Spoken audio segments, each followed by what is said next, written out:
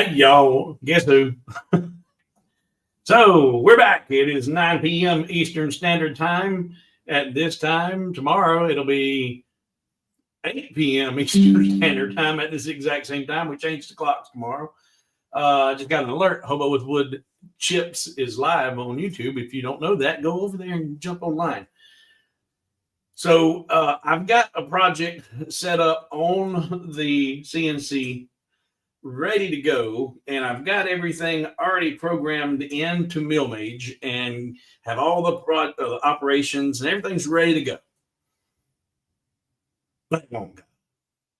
And that's what we're going to look at tonight.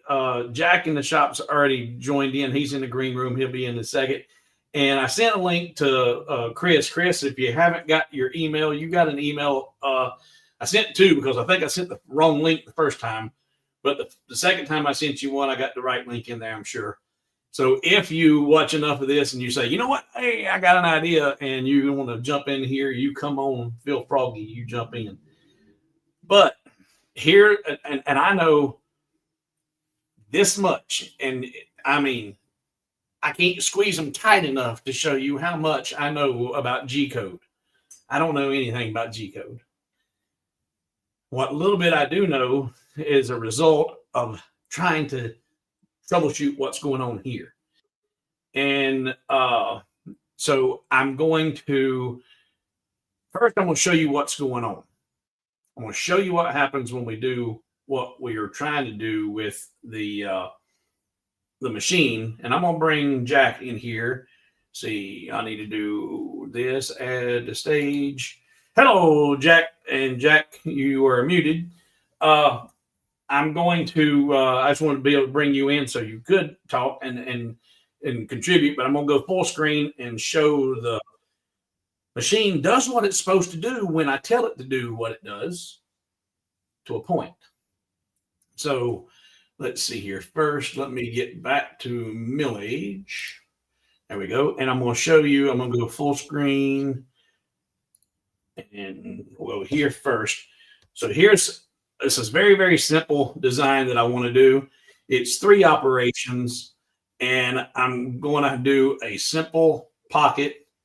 Well, I say it's a simple pocket. It's a pocket, but then I've got some ribs in it that's just going to give it a different look, maybe. I may go back and take those out after I see them. But to show you the preview of all 3 operations, we can't do all 3 at one time because it's 2 different bits. But this is the desired outcome. The wood grain here is running in a different direction, the opposite direction. I've got this set up so the grain runs with the actual lines, and it's just a simple project or pocket. And like I said, it's got little ribs in there just to give it a little extra detail because of how fancy this wood is. And then I'm going to use a V bit to come up here and carve this in. It won't be V carved, but it'll be carved with a V bit. And I've got everything set up. I've got it, the origin set to the right front. And if we go back to the project setup, you can see I've got it to the bottom right, and I've got my 0 to the top.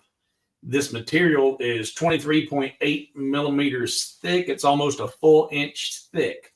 And then there lies part of my problem.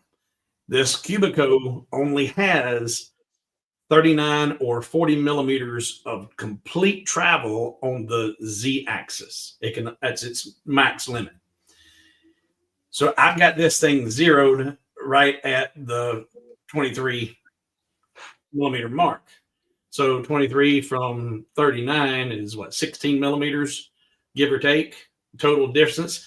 That's including, now I've got to subtract the length of my tool sticking out of the spindle.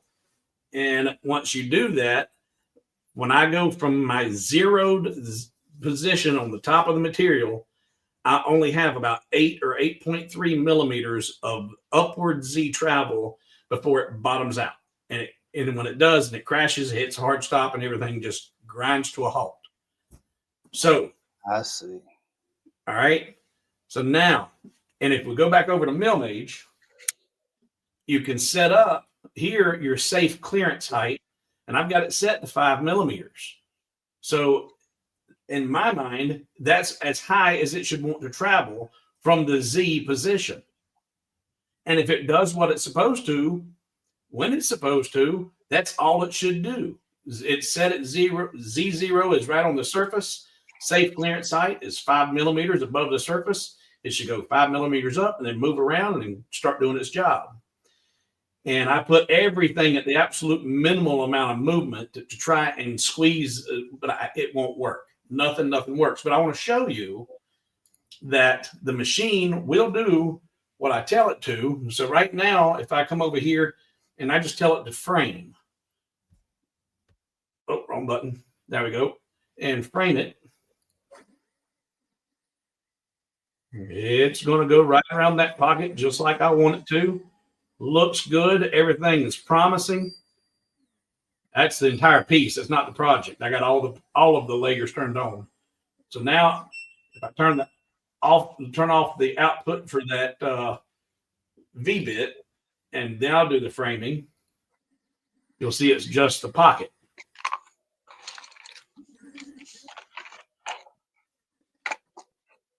There we go. That's just a nice rectangular pocket.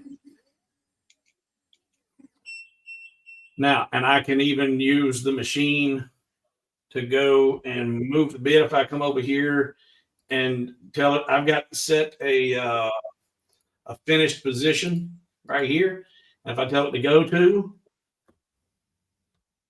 it's going to come over here and moves, does exactly what I want when I want. Everything works like a champ. And so, oh, wrong button. The machine does and responds like I'm asking it to. So now that everything is done, all the positions are set up, I'm fully expecting to hit start and it take off and go to the pocket. Now, in a day and a half of trying to get this to work, it hasn't worked. It crashes every single time. Now it's live, and I hit this start button. Watch this thing do what it's supposed to. No, it won't. Because I've found an issue in the G code and I can't figure out where it's coming from. I see some of the comments in here and see if we can, I'll address those in a second. Let me show you what it does, because there's another thing that happens after it crashes that adds to the utter frustration of this. And I don't know if all of the fault solely lies at the doorstep of Millmage, or is it a combination of Millmage and the Cubiko CNC? I think from my previous experience I had with my other CNC, it has no controller on it. It's a dumb machine. It can't do anything unless you send it with the computer. And I think I would prefer that, given all the problems I've had with this. A lot of the problems come from having two different ways to control the machine. And if you try to control the machine with both controllers, then it sometimes confuses it. It don't know what's going on. So let me show you what happens. We're going to send this job and tell it to start. So in fact, I'm going to show you on my screen here. So if I come down here and tell it to start, I'll get my checklist because I've got everything that it's set up to. Have you set your dimensions? You set your origins? You created your operations? Yep. Set your correct end mill? Absolutely. Got all my 0 points set. I framed the job. I'm ready to start. So now I hit the start button, say yes. And the first thing it does is it wants to ascend 20 millimeters. And there's no 20 millimeters for it to ascend. So now when I tell it to home, this is what happens.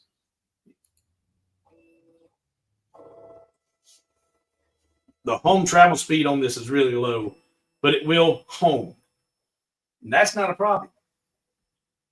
But watch what happens once it eventually gets there. And this is where I think having the two different controllers are part of the problem.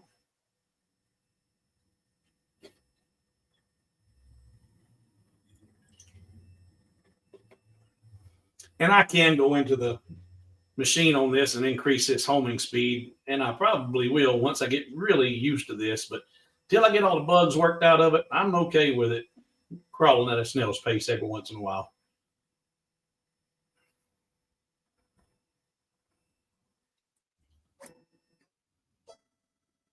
All right, now you've watched me just do everything I can do as far as all the moving and positions and framing. So now if I come right back over here, I've just homed it using the homing feature here. And now I'm going to do a framing. Let's look at the operations. Yeah, I've only got the pocket turned on. So if I come down here and I frame just that, I want you to, and this is exactly what I did a second ago. I hit frame. It does a hard stop trying to go to the left. It doesn't even try to frame anymore. In order for me now at this point, before I can get this to do what I need it to, I got to come over here to this part of the machine, the controller, and I can try and tell it to go home using the function on the control pad. And it asks me if I want to home it. Yes, I do. Start. All right, so now it's homing again.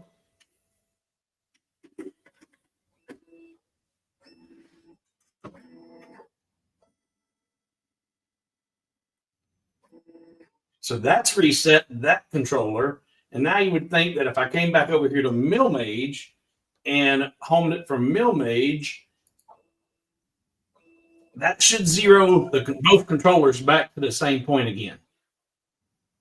But now let's see what happens when I try and frame it.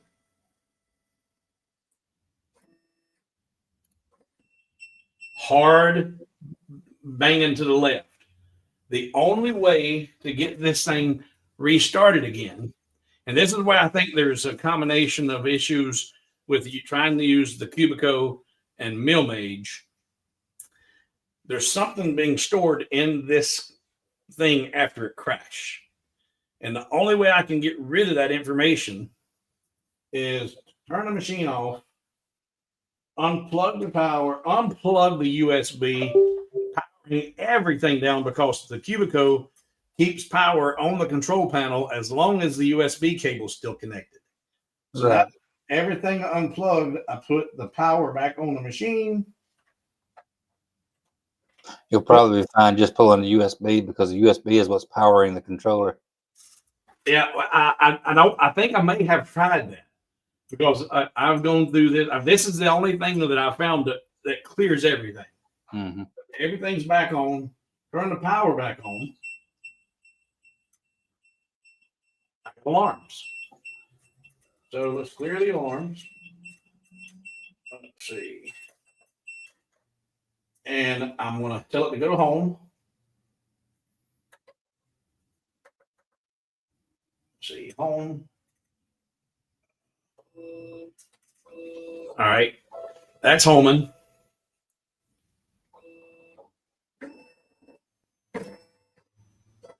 Now, homing again with Millmage.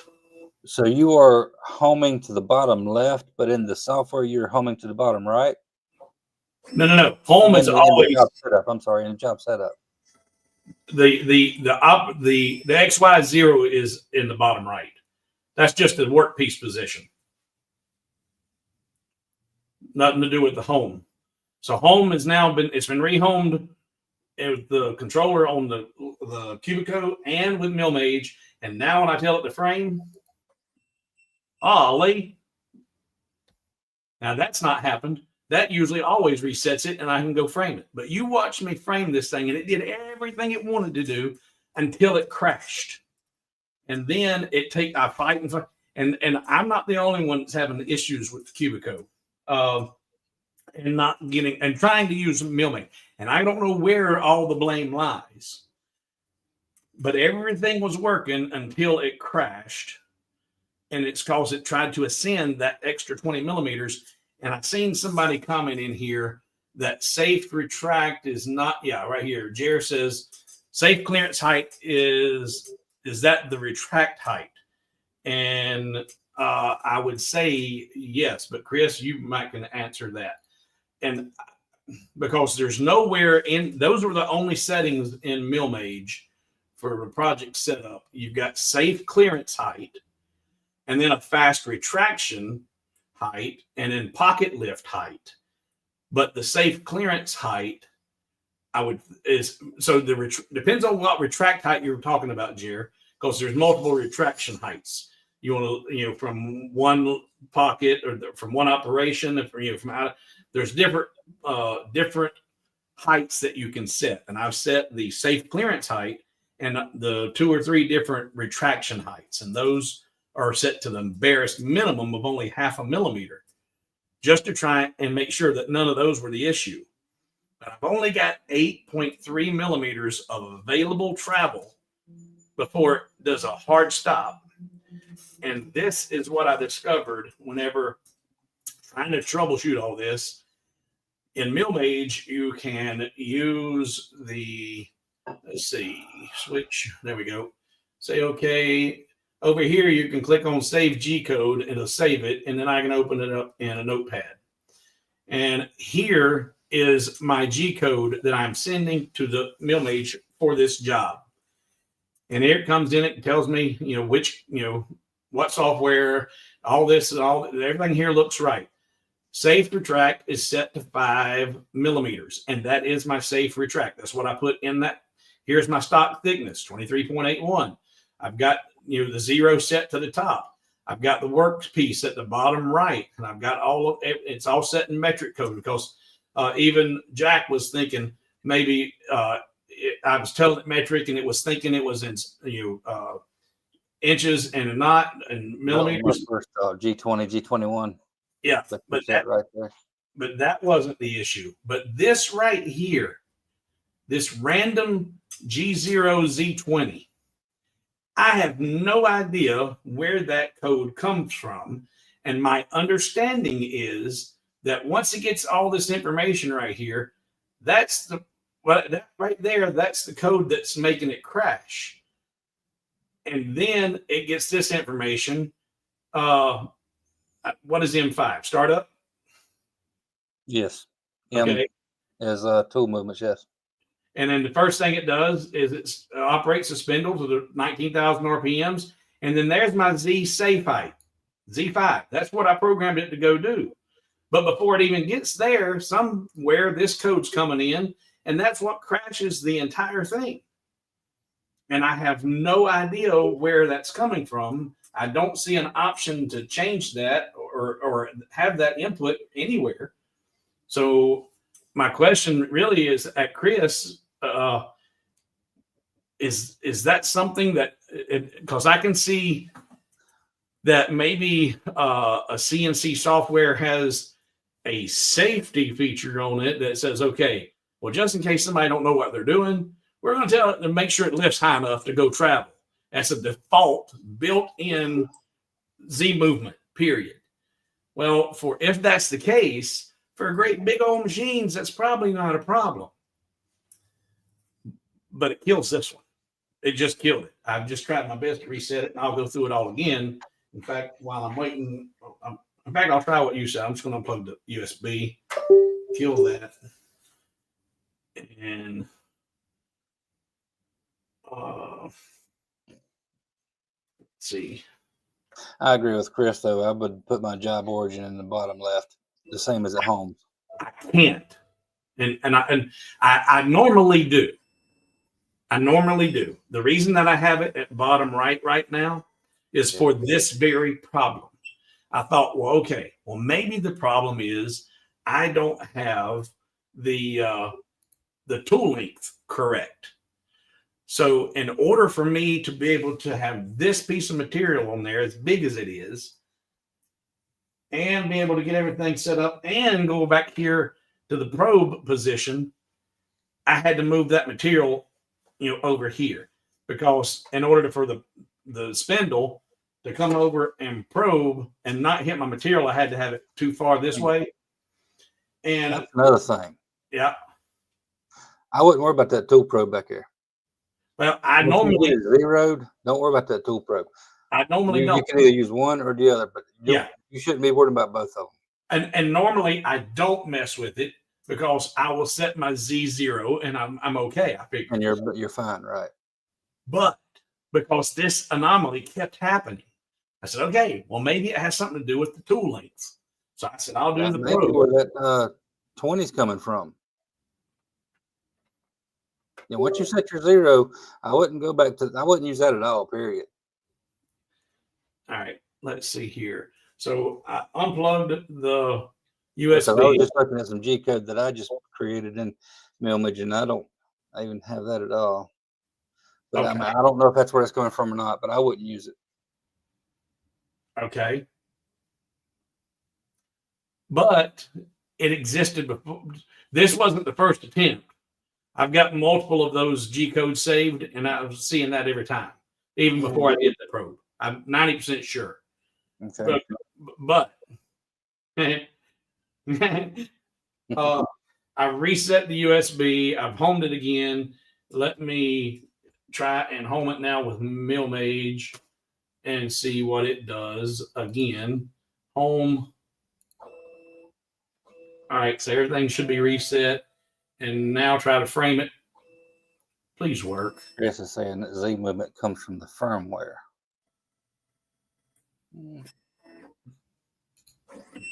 Not see, hard crash again. I think it's hard crashing because you've got your job setup set to bottom left, and it's trying to get over there. I've got bottom right set up, job set up. I'm sorry. That's what I'm sorry. You got to set the bottom right, and it's trying to get to the bottom left to the home position. No, because I promise you, and I'll tell you why. The reason it's not doing this right now is because we're live. Today, after I finished up, I tested this over and over again to recreate the whole scenario to show that this is what you have to do to reset it. And then once you do it, it'll go frame everything again. Well, no, it ain't framing everything again because we're live. I've done this over half a dozen times, doing the same stupid thing over and over, thinking you're going to get a different result is the definition of insanity. Well, I've been insane all day to try to get that do right. And now this is the first time it's doing this, and it's because we're live. So let's do, and right now, because where I have that material on the machine, it's too far to the left to Z0 to 0 to X Y 0 at the left front corner and get my design or my operations in position correctly because it's off frame. I can't get it there. I'd have to, well, ain't no big deal. I just need to redo everything. In fact, so Chris says he thinks it's coming from the firmware. Yeah, I don't think that though, because all that's coming. And this is reading straight out of the G code. I don't really think it's firmware. That's what I was going to ask. But again, I don't. Ladies and gentlemen, may I have your attention, please? I don't know what I'm doing. Okay. So that G code, I've created this job in Millmage, created the operations, told it the paths, the distances, the depths, all that's all created in Millmage. And then when I hit the start button, that's sending information then to here. So why, Chris, my question would you be, why would it go out and get information from the firmware on the machine, then go back and write the G code and then go back and send the job? Is that the way it works? I don't know. I don't know what I'm doing. But all that information is created in Millmage. And I have done successful pockets with really good detailed work, that flag and 50 stars in there. And I've done great work with this little machine. And I did update the firmware. But I went through the entire controller on the Cubiko looking for anything that said about a default Z safe height. Could not find anything at all anywhere in the controller to change any defaults that were in the Cubiko. So my only thought was that it had to be something. And Jack said what we can try to do is we've got the G code. And if we know that G0Z20 is what's crashing this thing, we'll omit it or change it to Z5 and then import that code into the Cubiko and see if it works flawlessly. Then when you do that, I got something I want Mr. Chris to try to work out. All right. And if that when you start that, when you hit run G code, it brings up your file picker. And as soon as you pick that file, the machine takes off. There's no confirmation. There's no nothing. Your machine just runs. And I think there needs to be a confirmation after that. All right. So I just want to go through these comments real quick. And then what I'm going to do is I'm going to go reposition this real quick. And this is Chris saying, yeah, always set home and job origin the same. And that's what I'm going to do. We're going to try that. But I don't, because guys, you know, I'm about as candid as it comes. I tell you, I don't know what I'm doing. But I promise you, at least a half a dozen times today, I repeated this failure and the how to recover it so I could be sure I knew the steps I needed to show you. And now it's not doing the exact same thing that it did 6 times earlier today. Now, I've got one other thought too. Can you find the previous firmware and reflash it? Yeah, but you don't want to do that because there was lots of issues and bugs with the old firmware. Okay. I'm not aware of all that either. Yeah. Let's see here. Exclamation points. I think it's home to the G20 is not just saying it's in inches. No, that's not the G20 is. That was G0 Z20. Yeah. G20, G21 is what tells it whether it's imperial or metric. Yeah, but my issue, the code, the line that's giving me issue, I think is G0 Z20, not G20. All right, so let's see here. All right, I'm going to go over here. In fact, I'll leave Jack in here and just show. I'm going to reposition this. Let's see, done swap, and we'll put everything. We'll home everything to the bottom left, zero it all out. And I tell you what, boys and girls, another thing, and I knew this from 2 years ago when I first started messing with CNCs. I put all that on the back burner and I forgot everything that I learned. And I've been working with light burn and lasers for so long now, and it's burnt in my brain that I like to have that home position and that home position, then position my material or my designs.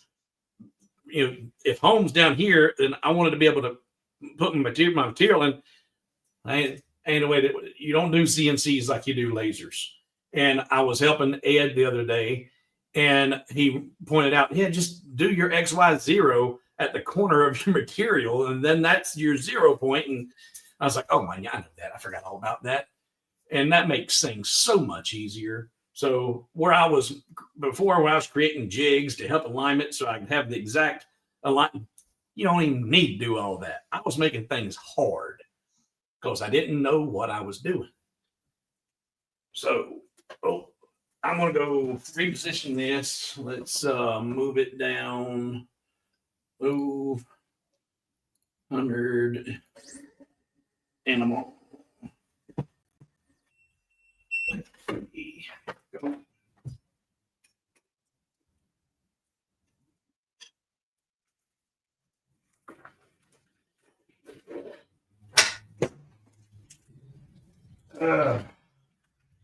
And if you don't watch the comments, if anybody's got anything that I missed that needs addressing, let me know. Please and thank you.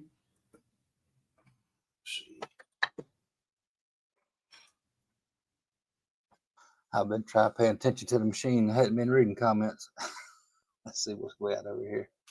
Mr. Kilroy. Hey, Mr. Kilroy, how's it going? Jack will definitely help. I'll probably mess some stuff up. What I'll do.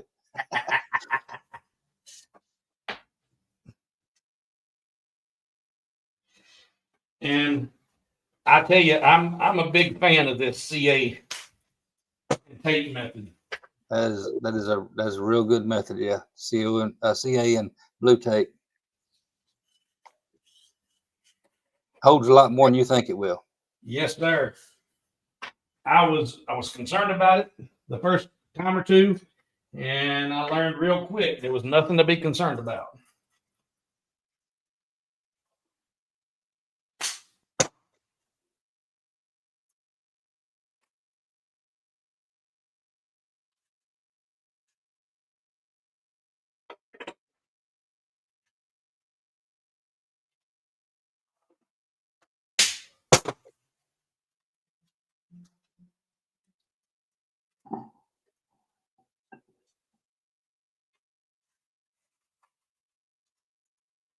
All right.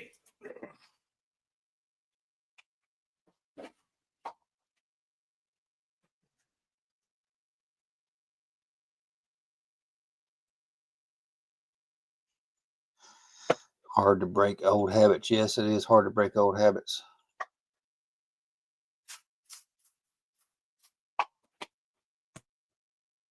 I bought Lightburn a long time ago. It took me a long time to start using Lightburn because all of my files was created in RDWorks. That's why I really like to stick with a program that works and use it, because once you get a bunch of files made, it's hard to change. It's hard to make changes. Yeah, and I've gotten frustrated with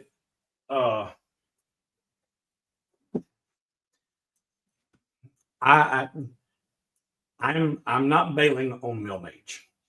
I'm going to stick with Millmage. I'm going to grind it out until it either crashes and burns or it soars like a phoenix.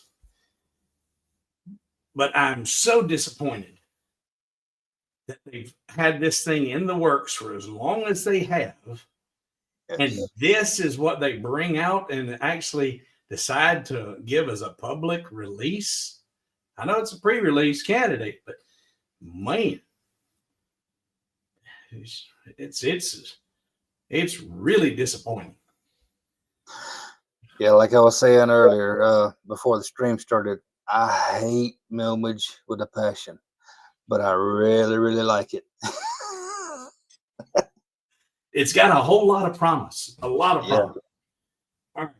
So now I have repositioned the physical position of the material. So now I'm going to bring this back down. Oh, not the Z. Bring the Z up. There we go. Bring that back down. And now I will go back into Millmage because I need to change my file, my project setup, and tell it I'm going to go to the bottom left and top and say okay.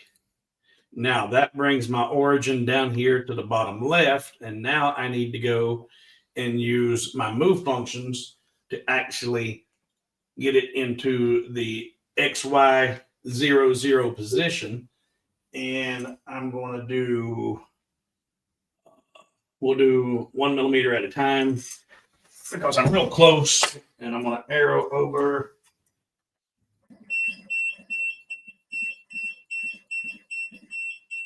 That's close. And that's close. Now to eyeball it even better, I'm going to bring it down a little bit. Because I don't do my Z0 at the same point. I get this eyeballed. I'm putting this is a flat end mill, so I'm putting about the center of the end mill on the corner. Is that what? Like if it was a V bit, the V bit would be right on the corner, right? I tried my best to eyeball it. It matters a lot less with that bit because it is an 1/8 inch. Right.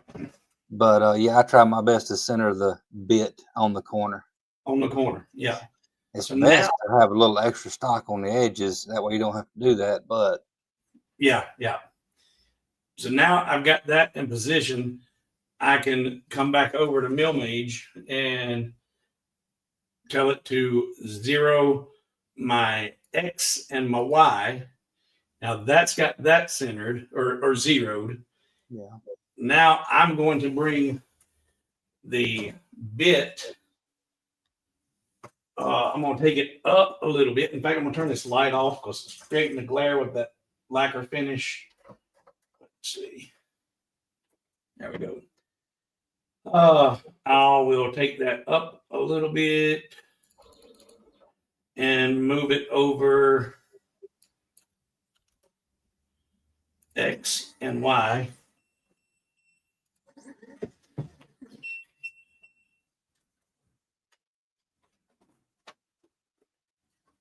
And use my paper method to find my 0Z.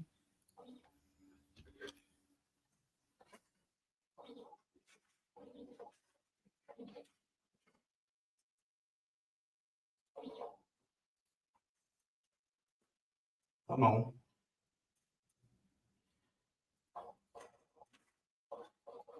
and to answer Mr. Kilroy, yes, Millmage works just like Lightburn as far as design goes. It will export SVGs. It will export DXF if that's what you want, but I don't like it DXF myself. But yeah, it will do SVGs. All right. And now I've got that done. I'll 0 my Z and then raise my bit. I can't raise it 10, so I'm going to raise it 6 millimeters. Get my paper out of the way. And now, if everything is set up correctly and double checking, and I can tell by my screen down here, my green button is in the bottom left. So my project setup is bottom left, top. I didn't change any of the material stuff. That's all good. Safe clearance is still at 5. And so we should be okay. So now if I tell it to frame, it should. I'm going to lift the Z. Lift the Z. So now frame it. Let's see my operations. Yeah, it's just my pocket. Tell it to frame.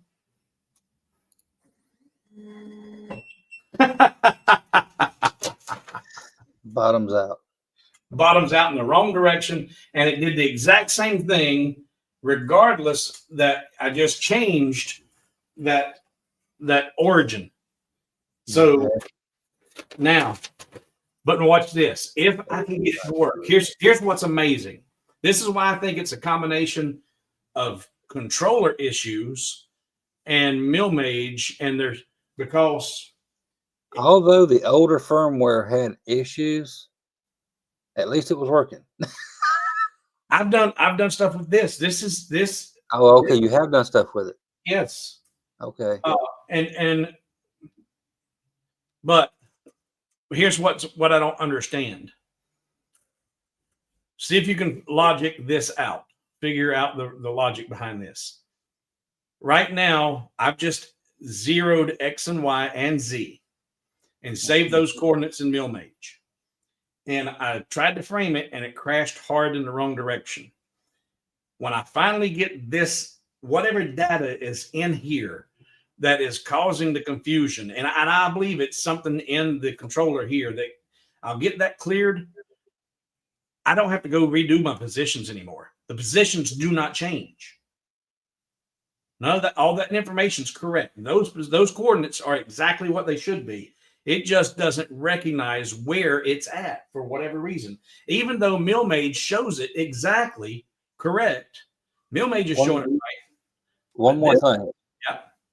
When you set your job up, did you set that job up to the dimensions of the material? Yes. Okay. Never. So you didn't do an extra. No.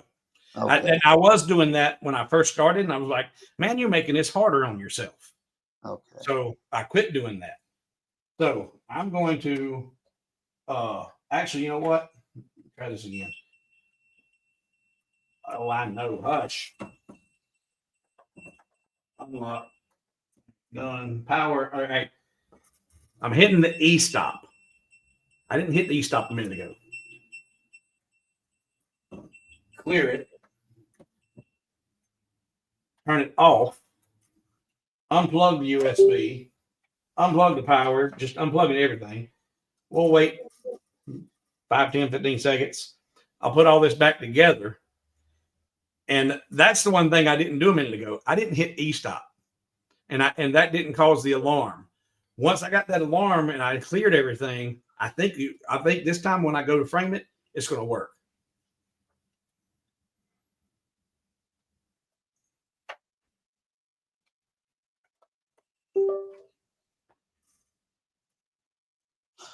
John Thompson, he had an idea. What was it?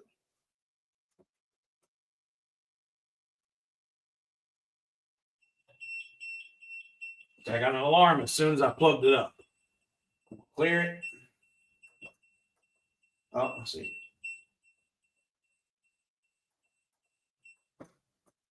And then I'm not going to mess with the controller on the Cubiko.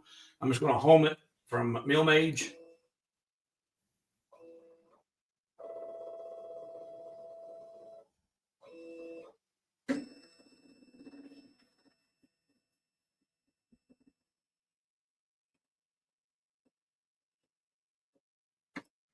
And now frame it.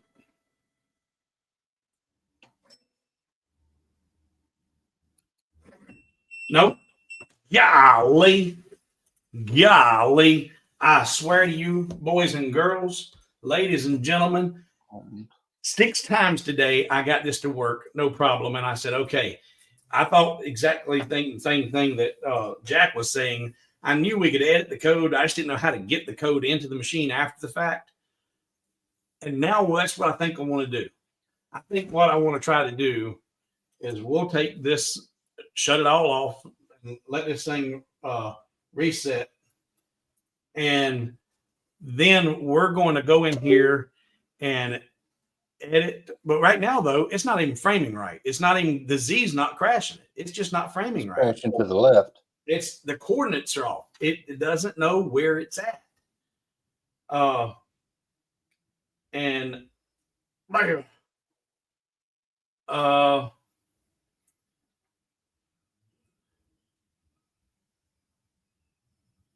Radu says you said X, Y, and 0, but you didn't home before you framed. Yeah, I homed it before I framed it. Yeah, he homed it. But I really, and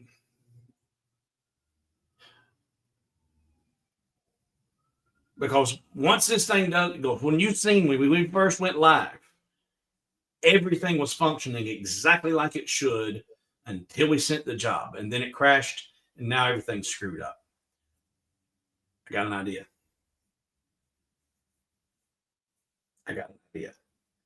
And if this works, it points more to Millmage than it does anything. I got an idea. Uh-oh.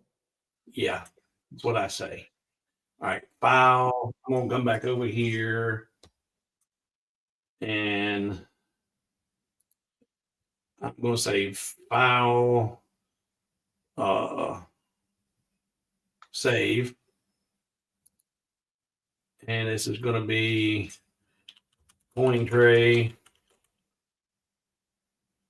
save.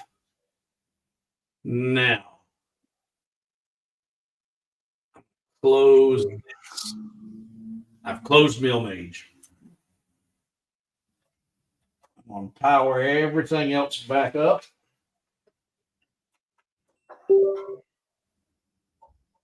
Turn on the machine. I've got an alarm because it's crashed and it needs to be reset and homed. All right. So the machine's been powered off, reset, and homed. Now, once that's finished,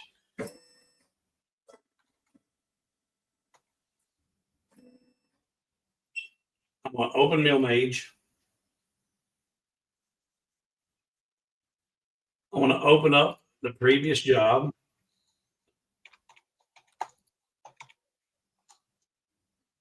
Look at my operations.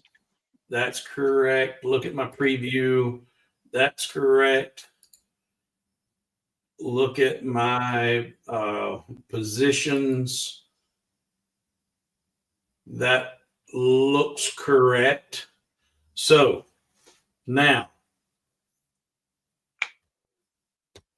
let's see what happens when I try to frame it.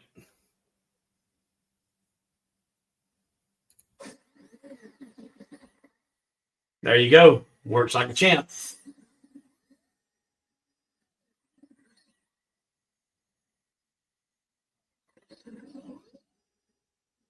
So shutting Millmage down is what fixed it. Nothing else. Nothing else. All I did was shut down Millmage, open Millmage back up, and problem is now fixed. Chris said that G0 Z20 is coming from the post processor. Just tested on Millmage, not connected to a CNC. I So didn't get that in mind, but it is coming from Millmage. But that is just a go telling Millmage to move the Z20 units, and you've got yours set to G21, so that's 20 millimeters. Right, but I can't move 20. I don't have room to move 20. Right. That's where I figured maybe zeroing from the bed instead of the material surface might help. I don't know. I'm just afraid that that's going to affect the entire depth of all the engraving, the pocket, everything. You'd have to set the 0 in the software and 0 from the bed. It should calculate for everything because you got your material thickness accurate. Oh, right? 0 from the bed, not top of the material. Is that what you're saying? Yes. Yeah. Man, ain't you the smart one? Ain't you the smart one? Let's do that. Let's do that right now. You might have to move your material over just a little bit. I don't know. I don't know what the travel is on it. I think we're okay. I think. But why did it take shutting Millmage down? Because the coordinates were correct. The coordinates did not change in Millmage because I saved the job, closed Millmage, opened the job, and now it's framing. So something screwy there. All right, now let's see here. Let me put y'all here. Let me turn this light off again. And now swap and then make that. And let's see if we're going to be able to. I'm 90% sure that I can bring this over.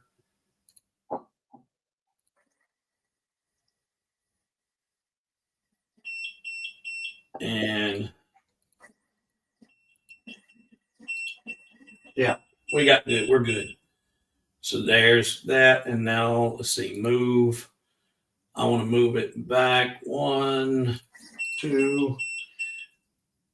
And now we'll bring it down 10, 20, 30. And now we'll 0 it at the bed.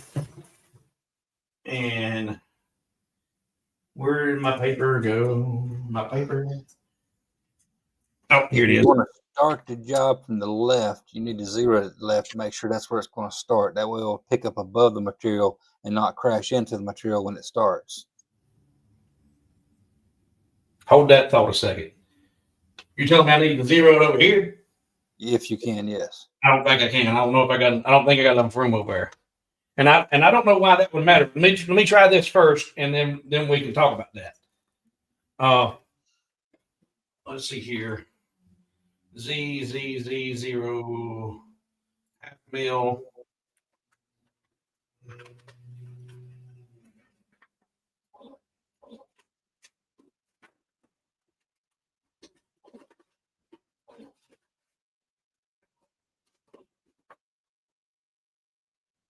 Tenth of a mil.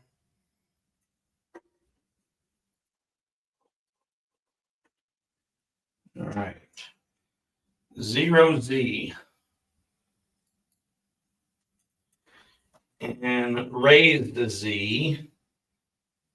10, 20, 30. Now that's well above the height of the material. And I need to go back into Millmage and change my project setup to zeroing at the bottom. Now I've got 0 bottom, XY at the bottom left. Say okay. Tell it to go home.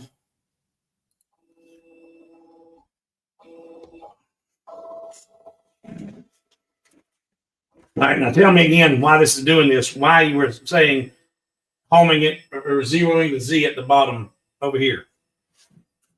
Why? Just to make sure you have enough room over there.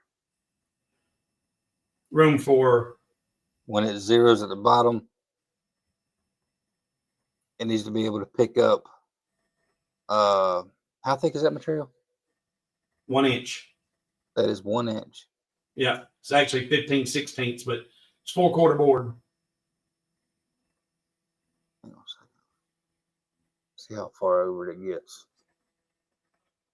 And I think the collet would hit the material if I tried to zero it over there.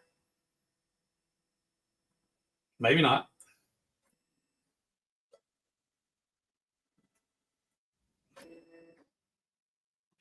But let's try framing it.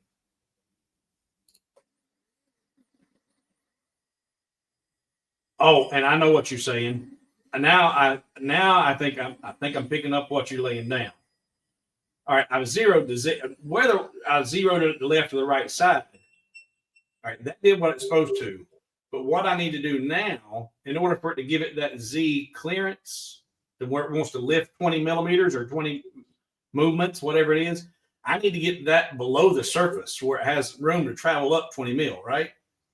Yeah, that's what I was trying to do. Make sure the bit starts low enough. But anytime you do zero from the bed, you got to make sure that the material is pretty accurate, set in your job setup. Yeah, and it is. I feel comfortable with it. All right. Jared, if that was home, it was off the material, not where you set it. That's not home. Home is not XY0. XY0 and home are two different things.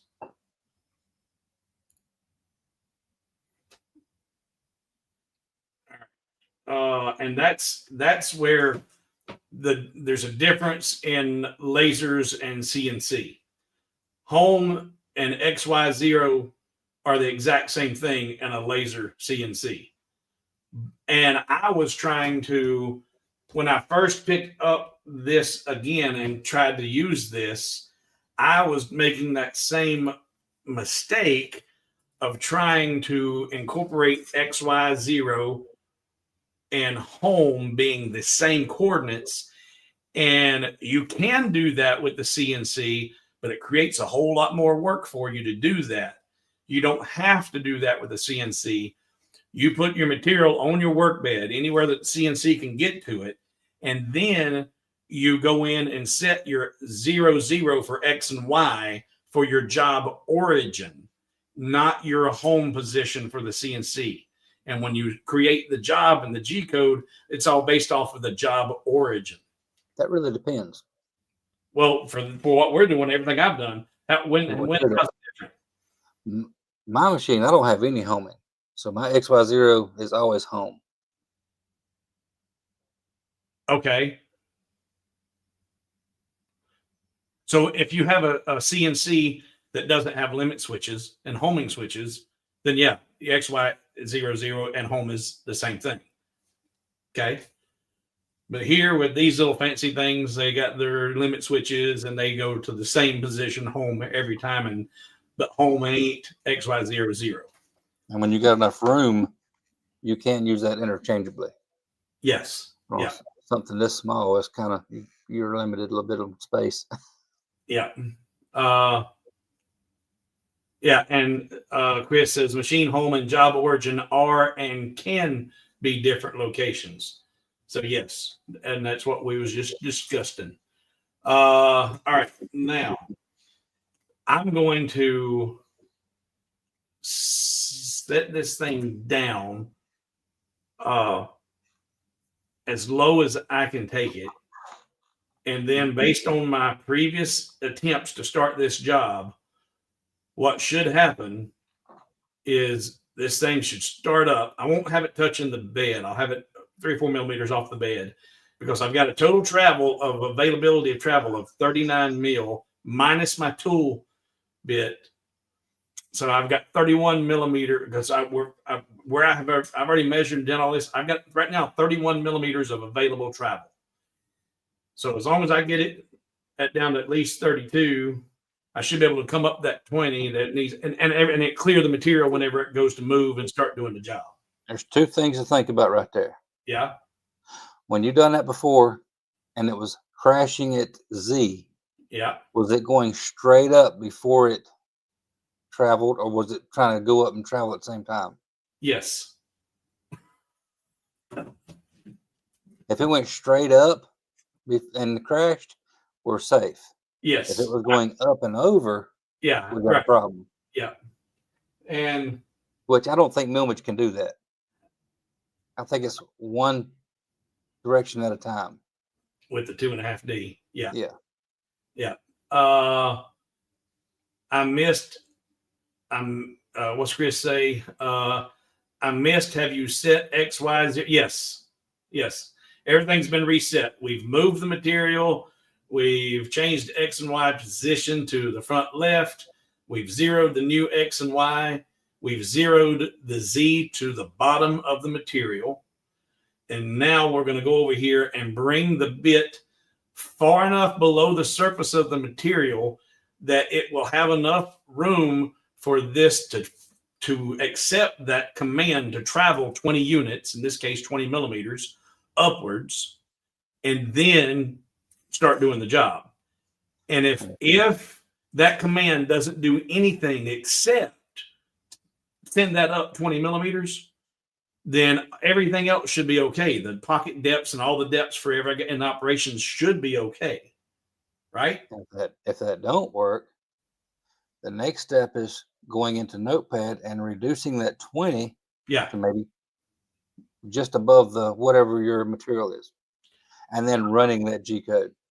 Yeah, and a couple guys and Chris says, "Yeah, I'd test it without the bit." And Jerry said the same thing: test it without the bit. What I said before the stream.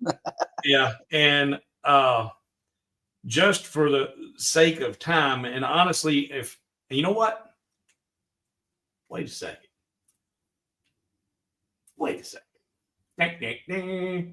me go in here to my folder. Go over here because I don't remember. But I don't have to remember because I videoed this when it did what it did, when it did what it did. So you play that. I will be right back. Yep, go for it. All right. Let me see. So there, I'm framing it. This was earlier today.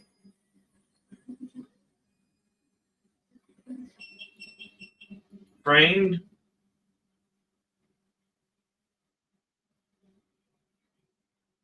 Eventually, I'll hit start. There we go. All right. So I hit start, and it traveled straight up. It did not engage the spindle. It didn't do anything besides travel upwards. So I should be safe to take this over and off the material, past the material, below the surface of the material, but off of the bed, hit start, have it travel the 20 units upwards, in this case millimeters, then engage the spindle and then start doing the job. It should. But my question still that I haven't had answered yet, and Chris, you said that you were able to get that Z20 to populate in yours without it even being connected to a CNC. So that is coming from the post processor. And can you check and see if that Z20 can be edited in your post processor? Jack stepped away for a second. We'll ask him again when he gets back. There he is. So Jack, Chris has asked a question, but usually, I don't know how to edit the post processor. It can definitely be edited in the G code. Yeah, and I actually went. If you can find the post processor, and this is again, boys and girls, I know this much, but it's my understanding that the post processor is generally just a text file, and you should be able to go in and open that file and edit that file where it says that and change that and save it, and that should. But I can't find the post processor file anywhere. I looked. I went digging. I can edit those post processors. I just need to dig into Millmage and see where it lies. And I went into Millmage. I went in and dug and looked for anything that was called a post processor. I looked for every file, every folder, and I couldn't find anything that was called or resembled post processor. So I couldn't find it. Chris says he's going to see if he can find it. Yeah. But if I don't understand the need for this, is it just a beginner's? I didn't see it in mine. Well, Chris said he was able to get it without even being connected to a CNC at all.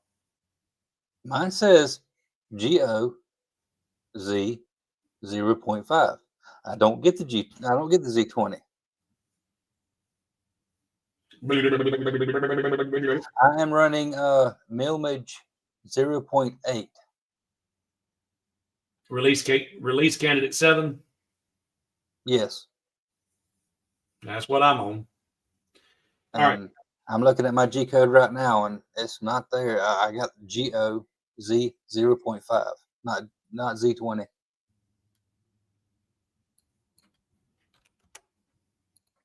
And mine's not connected to a controller right now. I didn't look at the one out in the shop that I had connected to my CNC.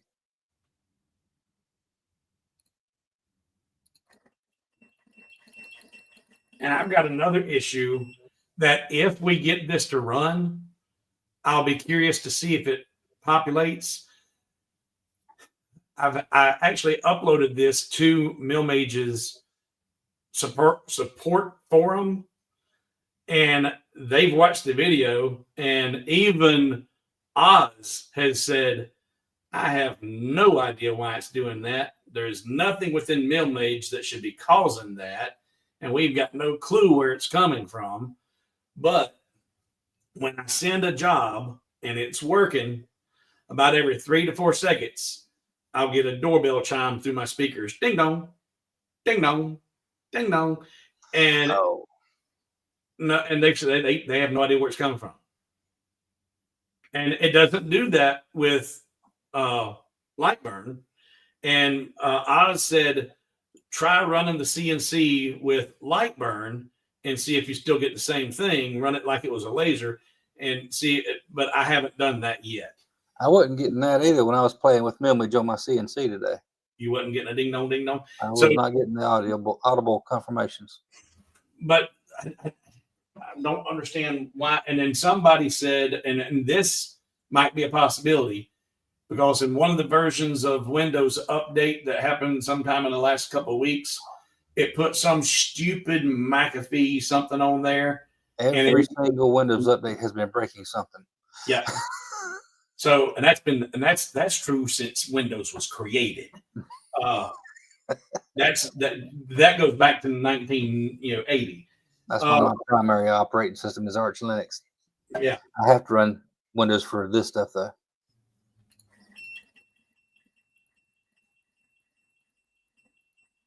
All right, so there, I got that. Let's take this down. 10, 20, and then we'll take it down. No, I am not saying I want a Mac. I want Linux, which is a cousin to Mac. So, all right. So, boys and girls of all ages, can I direct your attention to the center green? we are going to try this one more time with fooling this thing. What we've done is zeroed to the bottom instead of the top to allow this to have room to travel up 20 mil, then start running the process. So this should work, but it shouldn't be necessary. Now, if it does work, I'm going to need to jump up, grab the shop vac, and get ready to start cleaning up stuff. And you'll have the noise of the CNC, the shop vac. So if you're in earphones, if you're running earbuds or anything right now that you might want to turn the volume down, do it now, just in case. All right, fingers crossed. Drum roll, please. And start. Yes, everything's correct. And start. And on the e-stop. There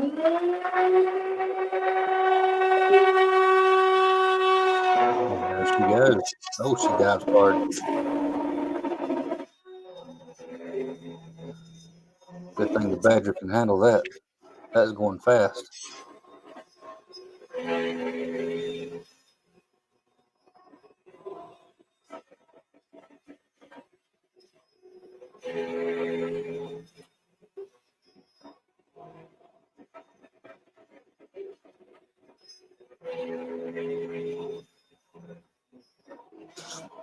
No, because it's zeroing from the end of the tip, so the bit length does not matter. Because you're zeroing it at the tip of the bit.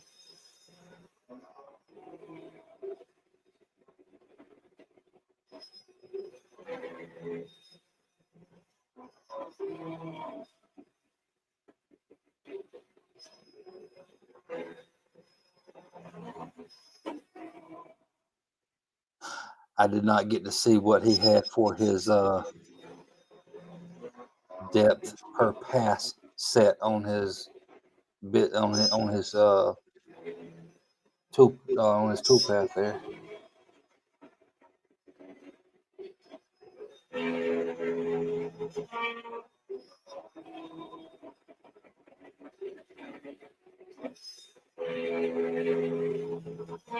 The roughing end mill can handle a full depth of cut, the full depth of the cutters on that bit, but you typically wouldn't want to run it that hard.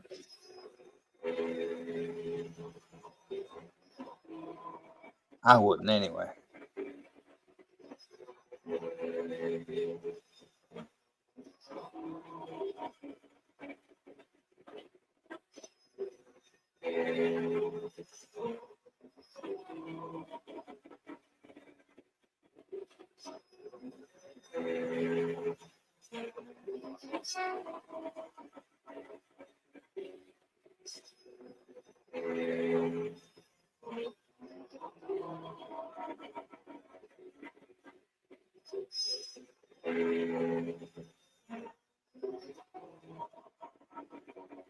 It is very aggressive.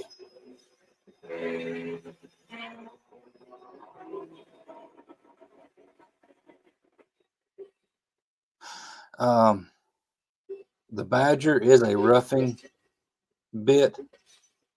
It can take a lot of material. The bottom will be very smooth, but the edges will be kind of rough because it is a pretty aggressive roughing bit. Typically, you just still want a down cut bit for this.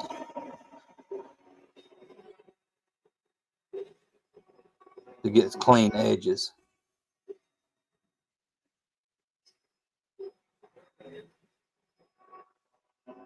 He might want to stop that because I think that's diving too deep. We'll see after this pass.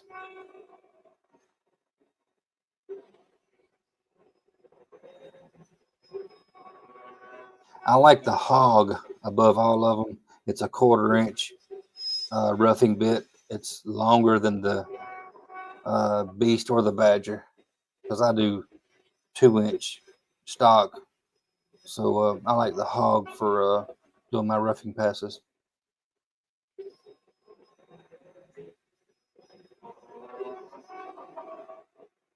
I'm not exactly sure how much this machine costs. I think it's around the, what was it, $300 range? I'm not real sure.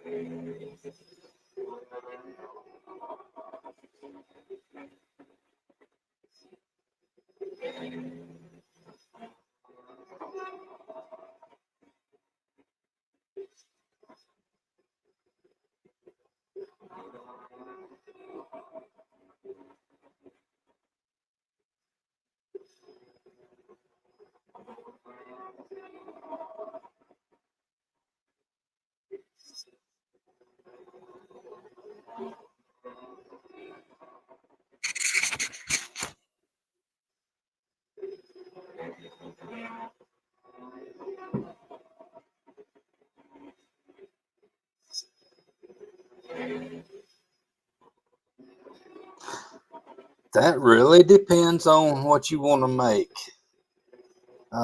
This seems like a little capable machine, but it's going to be making some small projects. The Jinmitsu has a decent 2020. Some smaller machines. Oh yeah, he needs to stop that, I think. Oh wait a minute, that was just doing a perimeter cut. Hang on.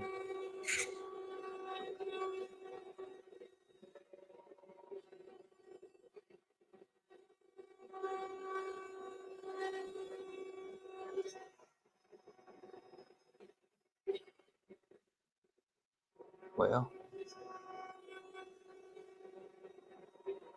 actually, a bit of a glare. I can't see really see how deep it's going.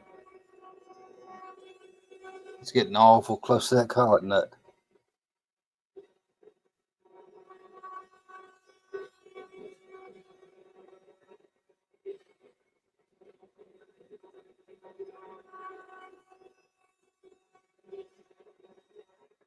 Yeah, that's what I'm thinking, Chris.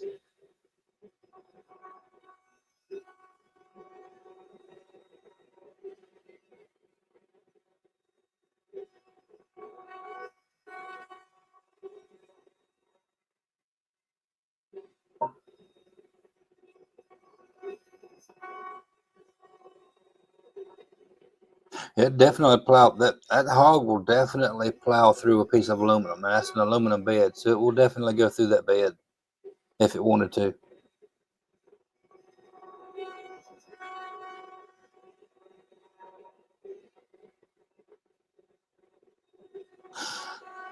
And that's the thing too. There, buying something cheap, you get cheap stuff. The Clack Shack does some reviews on the smaller Jinmitsus. It depends on what project size you want to go with.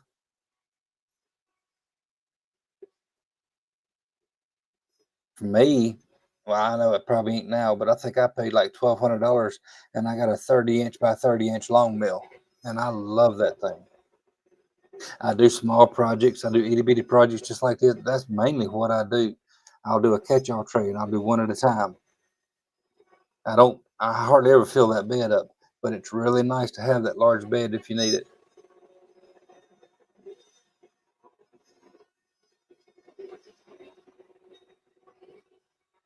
So it really depends on what you want to make and how much room you have.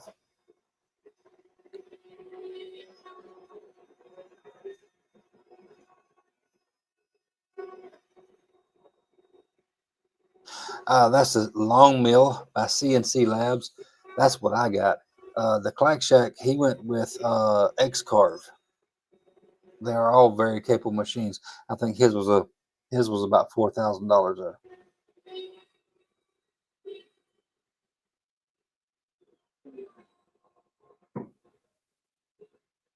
Okay, yes, it looked like it worked properly. All right. Well, that didn't do what it should have done.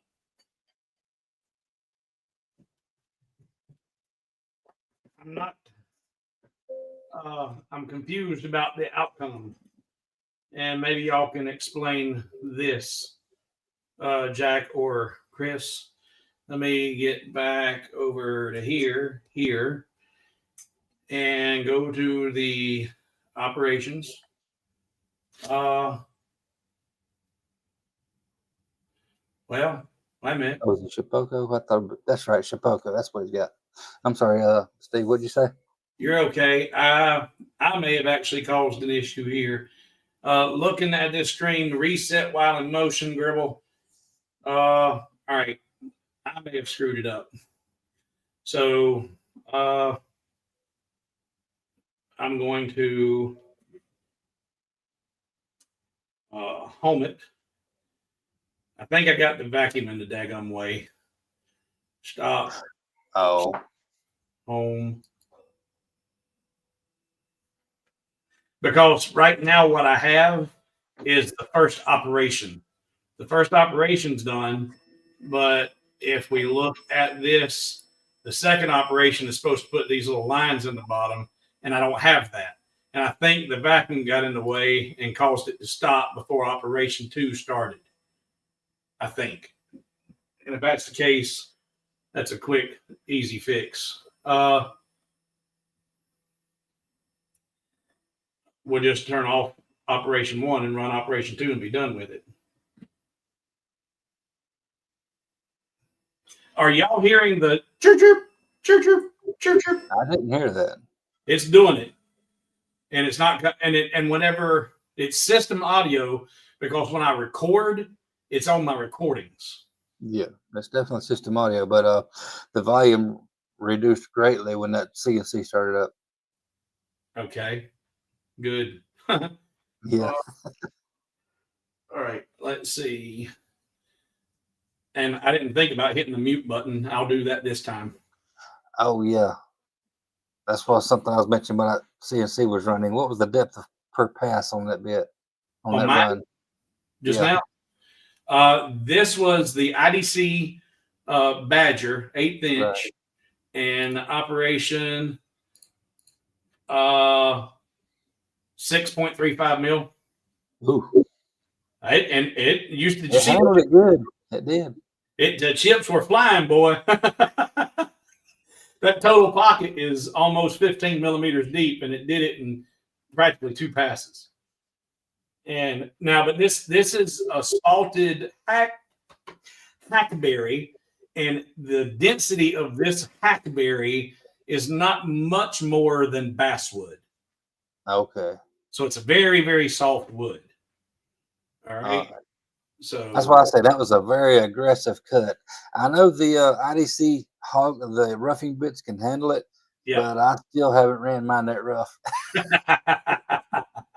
All right, let's move this, and because I want to get this up here done. In fact, actually, yeah, this is a test piece. You know, we're going to do that now. We're not going to worry about that second operation. I'm going to instead, I'm going to switch the bits out and go ahead and get the V bit in and do the little bit of monogramming up top, because there's a couple of things about this. This was an experiment to see what it's going to look like. I don't know. I really love this wood and the characteristics of it and what it has to offer, but I didn't like what to do with it. So this is an experiment to see what it's going to look like painted up like this. So let's go ahead and do where that's most of my cars are in cherry, and I'm kind of reluctant about taking an aggressive cut. Oh yeah, no, yeah, oh yeah. All right, move, and move it 100, and bring this over here. And it's not far enough. Actually, you know what? I got positions. Go to. There we go. All right. Where are you going? That's where it's going. I didn't want to go there. I need to be able to get to it. Z, move, jog, up. All right.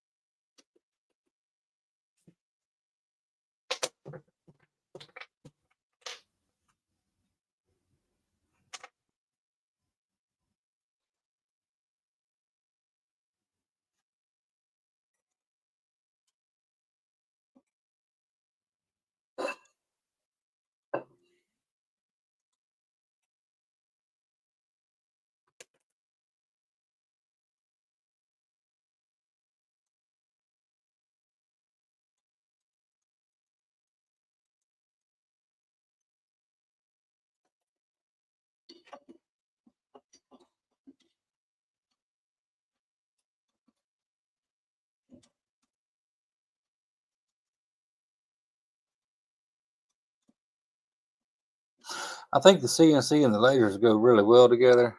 Depends on what you're doing with them. If you're selling anything at all, it really won't take much time at all before you pay it off. Now, let's zero this one. 10 mil down. 1. And Had some questions in the chat about buying a larger machine. That's yeah. One thing I don't really do too much is recommend machines because I am a tinkerer. I get into things and I take them apart and rebuild them, and I don't really depend much on support. If something breaks, I'll buy a part and I'll fix it. If I don't like the way something is when I buy it, I tear it apart and I rebuild it. Well, that fiber laser right there, I bought that as a 30-watt Raycus fiber laser. I wasn't happy with the power, so 3 months after I bought it, I rebuilt it and I put a 100-watt JPT fiber source in it. But CNC Labs, Cubiko, Xcarve, from what I've heard, I know CNC Labs, but from what I've heard from the other two, they all have good support as well.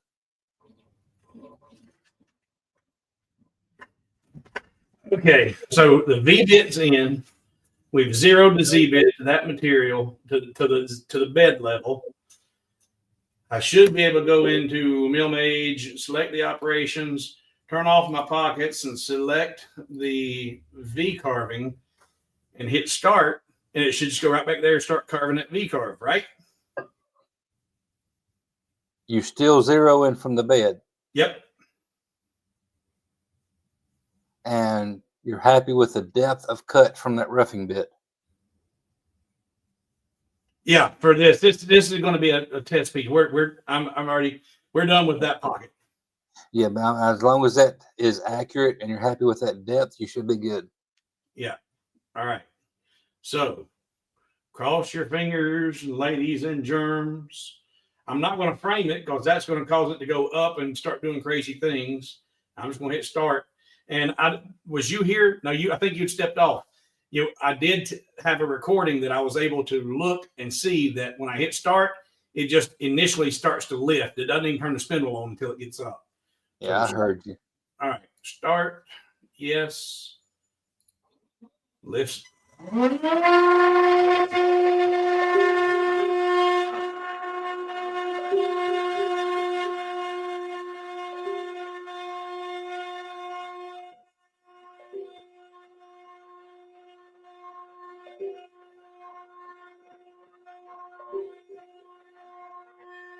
Usually after you make a few things, it don't take long before people start asking, well, where can I get some when can I get some of those things?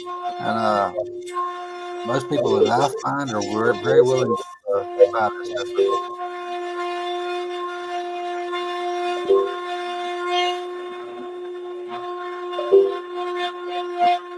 I'm hearing his yeah.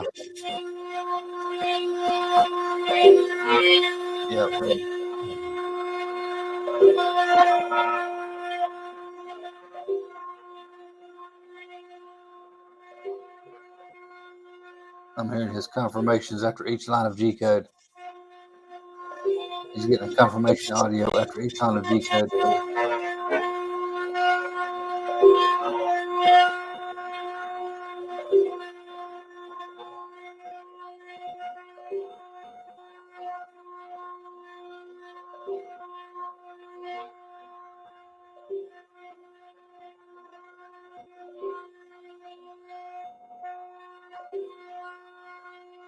I know you can set Lightburn up to give you a confirmation audible sound like that after the job is complete.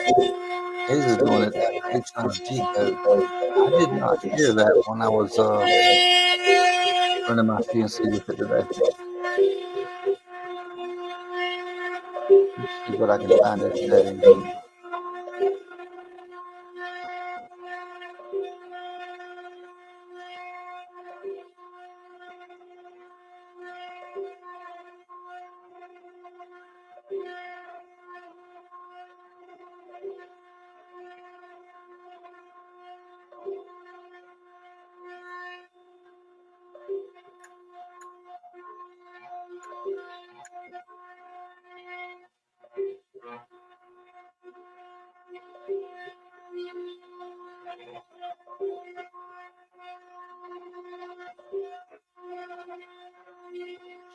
See a setting for that.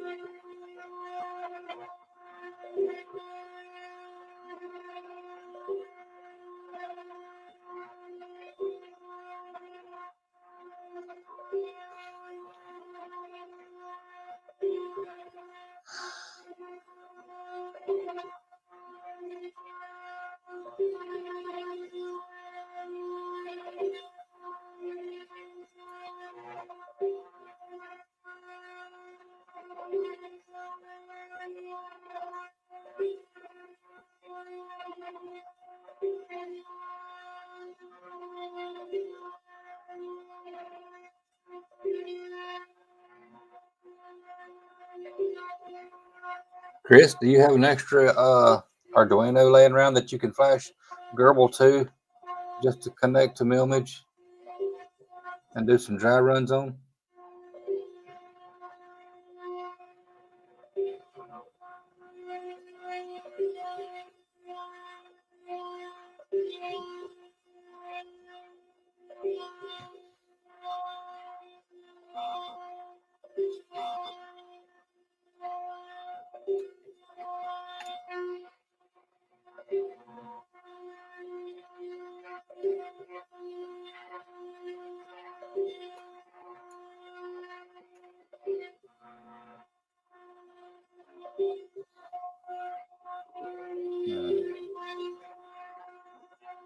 I've got a bunch of Arduinos around here. I've got a couple of them that's got a stepper controller I can flash Gerbil to do some testing.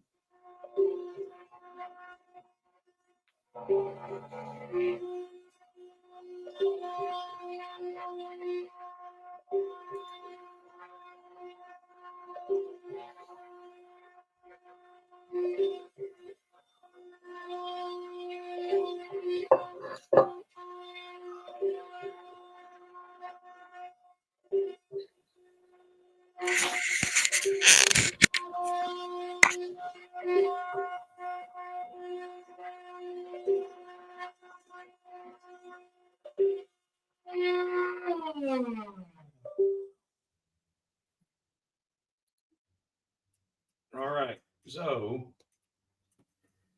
that's done. And I see a few of y'all say y'all started hearing that beeping. And the thing is, I was looking while I was doing that to see if it was the McAfee antivirus something. And when the McAfee's doing something, it tells you down at the bottom, hey, okayed, cleared, passed, inspected, free, whatever.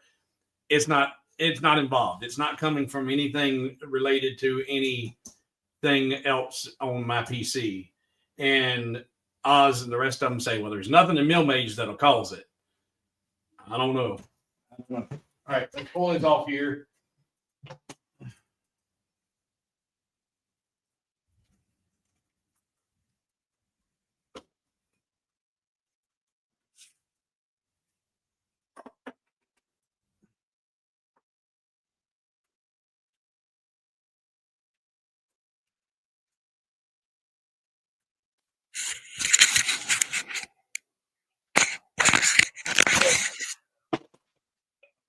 Oh, and it looked like it went well.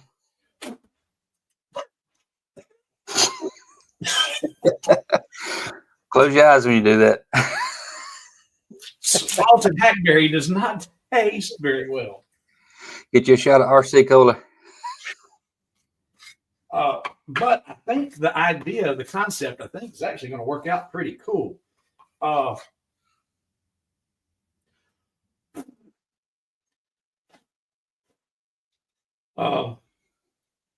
So let's see here. Pull. So. Oh yeah. Except there's some. And then what I would do to this, if I was going to finish it, nice sanding, get this all cleaned up, finished up, then clean this up real good, and then put a couple more layers of lacquer on it, and then finish the bobbin, clean that up. But and then also what I plan to do to give it more contrast is take it, since this is already pre-done and this piece is too big for this bed. If I had on a bigger router, I'd use the CNC to do it. But I'm planning on putting a 45 using the router table around the outer, do a chamfered edge around it. So at the top I have a white border plus the monogram plus this. I think that, with, there we go. Get once I get a lacquer finish inside there and highlight all those accents and everything, I think that'll look pretty cool. I still don't do that. Still don't do what? The chamfer. No. I find it just as quick to do it with by hand, with a palm router by hand. Yeah. I use CNC for the technical stuff, and I take it to the pump to do it by hand. And that's what I'll do with this. I'll go to my router table and be done with it. Yeah.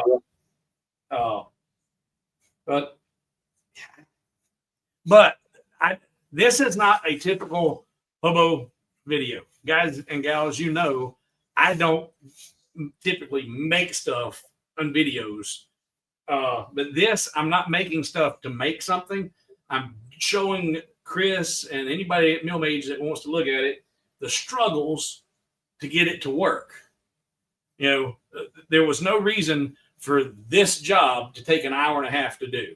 That should have been done in about 7 minutes. But we spent an hour and a half because of the aggravation and the troubles. And I remembered, and that wasn't the first time that I've had to do that. I didn't think about it until later on, but I have had instances before where I've done things like today. I did all this and I went through that whole process before Dad and I went to lunch, and I knew how to recreate the problems. But when I got back, it wouldn't recreate the problems. And it would not recreate the problems until I closed Millmage. Once I closed Millmage, then I could recreate everything. Something was hanging up. Closing Millmage and resetting Millmage is what allowed it to do what it was been doing. So, I'm not, and everybody listening, I'm not knocking Millmage. I'm hoping to point out all the problems to get them fixed, to make it better, because I want it to thrive. I want it to be the best thing since cotton candy. Me or Steve? Melissa. So one of us got a ghost in our house. I know I do. What about you? I got my dad in the house. What ghost? Why? What happened? I don't know. And I've seen some comments up here. I wanted to see, and I hate that. And I appreciate you entertaining these guys and gals while this is doing what it was doing. But let's see here. I seen something. Do do do do do. Uh, and I guess you and Melissa, or Melissa was talking about getting a bigger.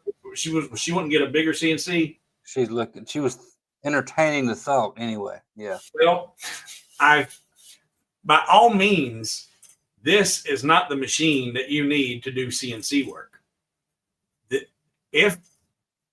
And I would be interested to see how well this machine does if you were going to use Vectric or VCarve or any of those others. If this machine worked absolutely flawlessly and didn't have the hiccups that I'm having right now, and all of my hiccups are all Millmage related, then I would still stand by the comment that this would be the perfect machine to learn the techniques, to learn the operations and what has to be done. Because the reason I gave up the ghost on my big machine, I've got a big 4x4 over in the other room. You've seen how quickly I reset this twice tonight in the live stream, repositioned it, moved it, and whatever. When you get a big machine and you can do little pieces like this with a great big machine, but you're not going to be. You're going to be using bigger pieces. You're going to have more cost in materials, more time in setup, and more, and it was too expensive to learn with that big old machine. And at the time, the software was too expensive. So I still contend that a tool like this would be ideal for someone who's a complete novice to learn what the operations are, what the different bits are, what they do, how to do, how to set up the jobs and create the jobs with minimal expense and materials to do something. Then you can scale the work up. And that's just my opinion and from my personal experience. But I also seen her comment, here it is. And I'm gonna quote a good buddy of mine, Joey from Friends. Let's see, where is it? Melissa says, I just have fun making things. I'm addicted to wood. How you do it? How you do it?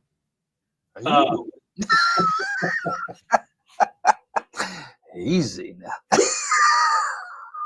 I am hobo with wood. How you doing?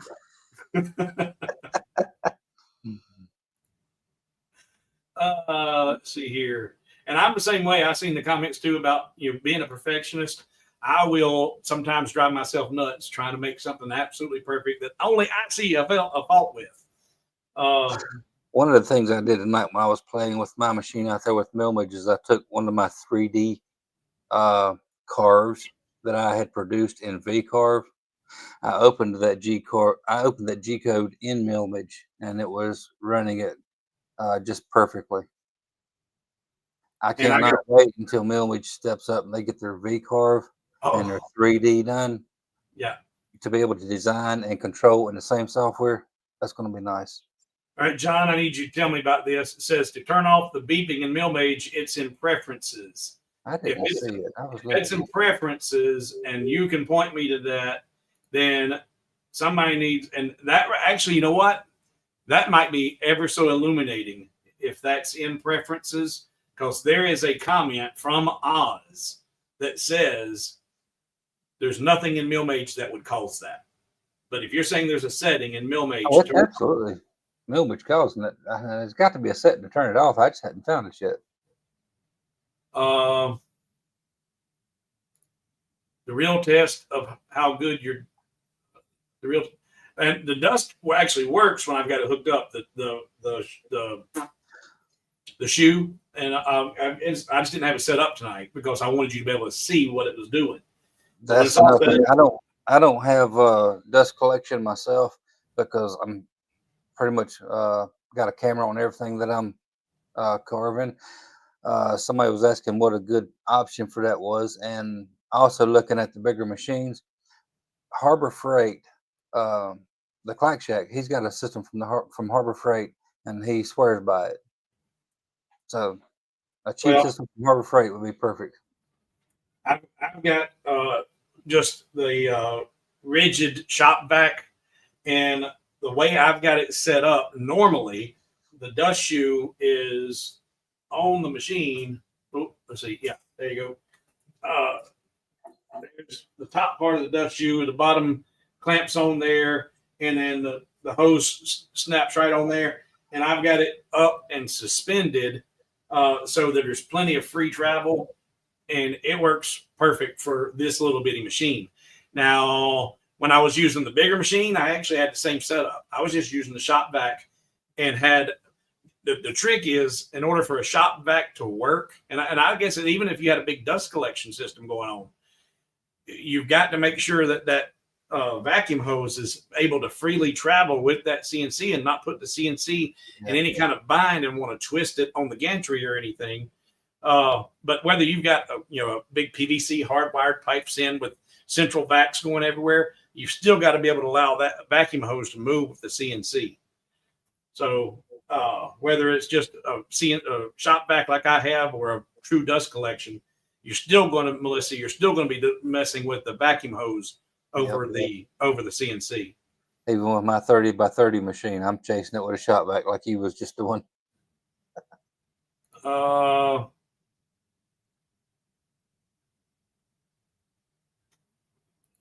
Keep saying it's in preferences. I'm going to get down here. Hopefully y'all posted where it's at. I want to look at these comments.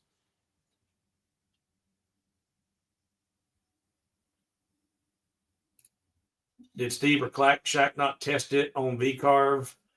I don't think they the Cubiko, because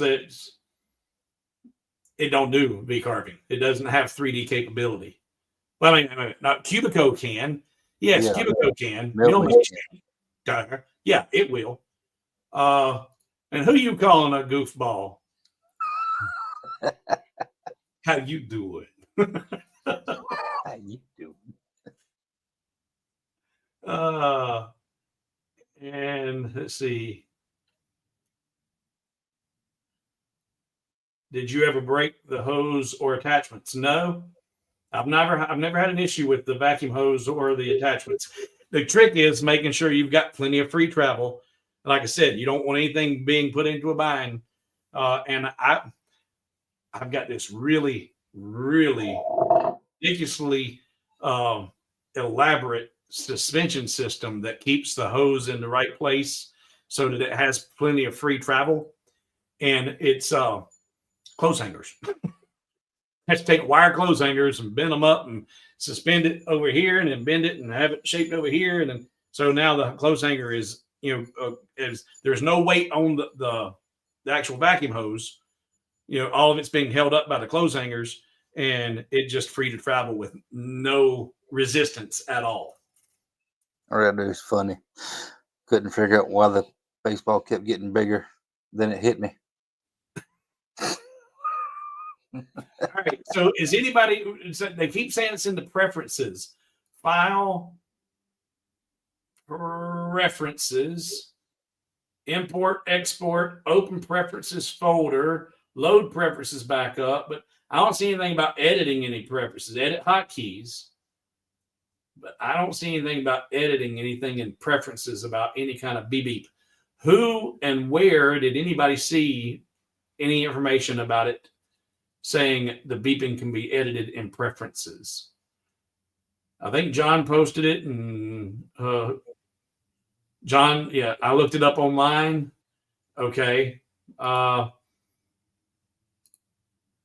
here's the thing. Here's the problem. If you looked it up online and your Google search went out, or your Chat GPT, the AI went out and searched, any AI went and looked for any information about how to use it, it's going to go in, it's going to find the documentation for Millmage. And guess what ain't ready? None of the documentation for Millmage. So, that information is completely bogus and not worth your time to even look at.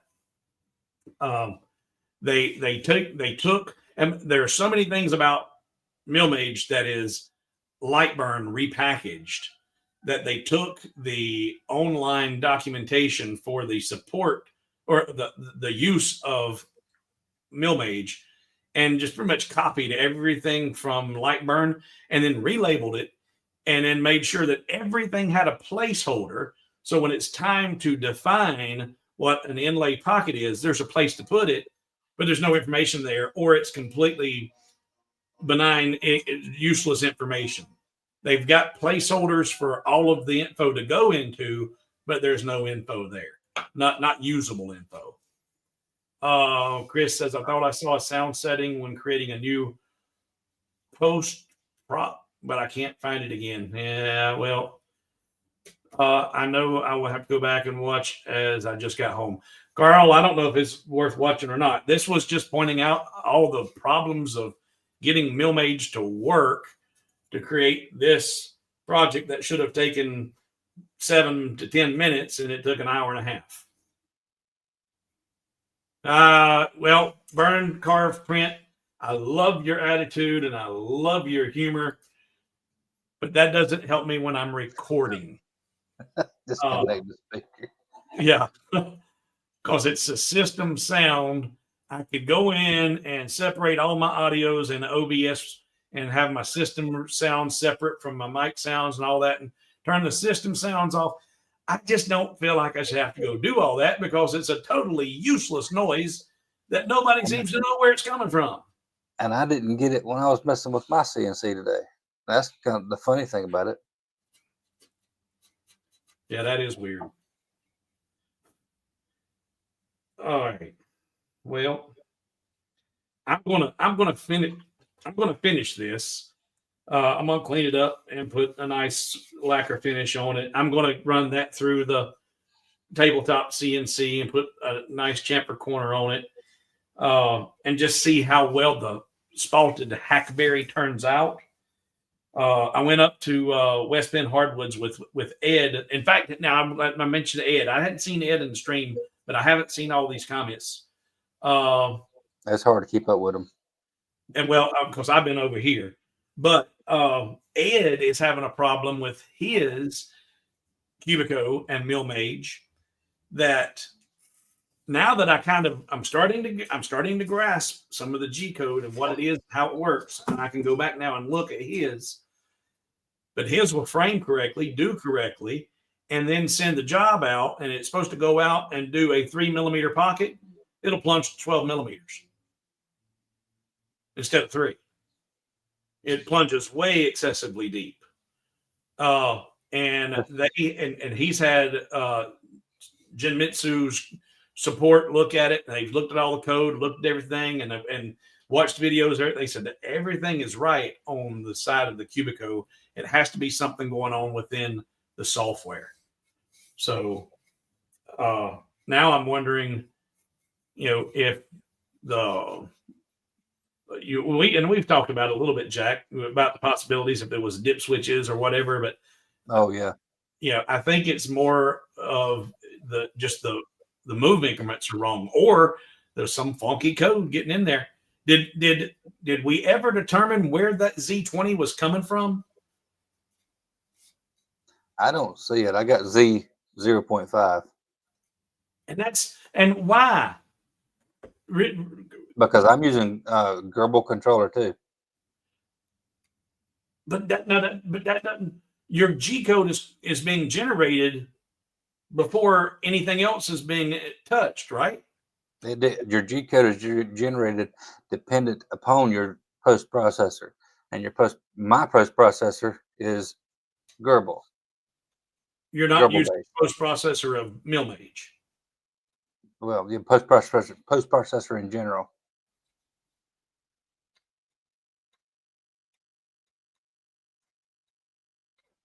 Your post processor takes the design and turns it into G code depending on your specific machine requirements.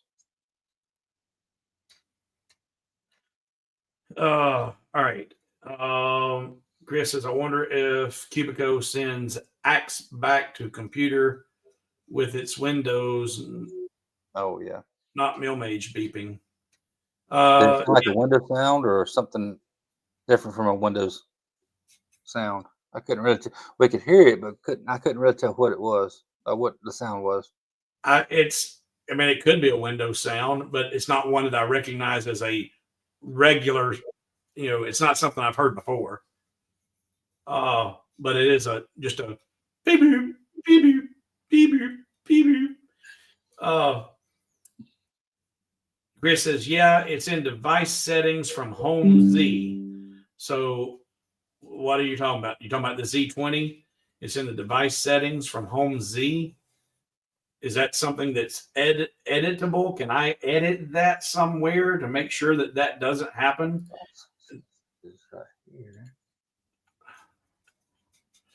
Millmage defaults to Goebbels post-processor. Okay. So if Jack was to not be using the G sender or whatever he's using, and then Millmage has its own post-processor, but right now, since he's using another one, it's not using Millmage's post-processor, it's using Jack's post-processor. I thought that's what Chris is saying there. Millmage defaults to Goebbels post-processor. Yeah. Because I tried Goebbels HAL and it did not work for me. I had to go back to Goebbels.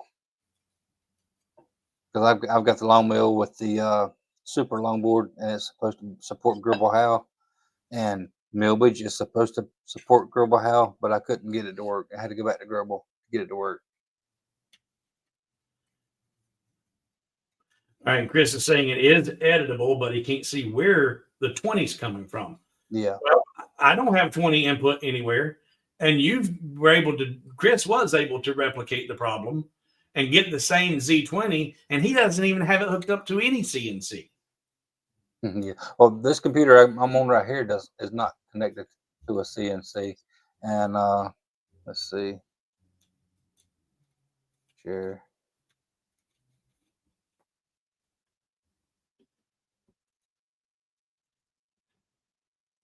You can see right here if you I just share my screen.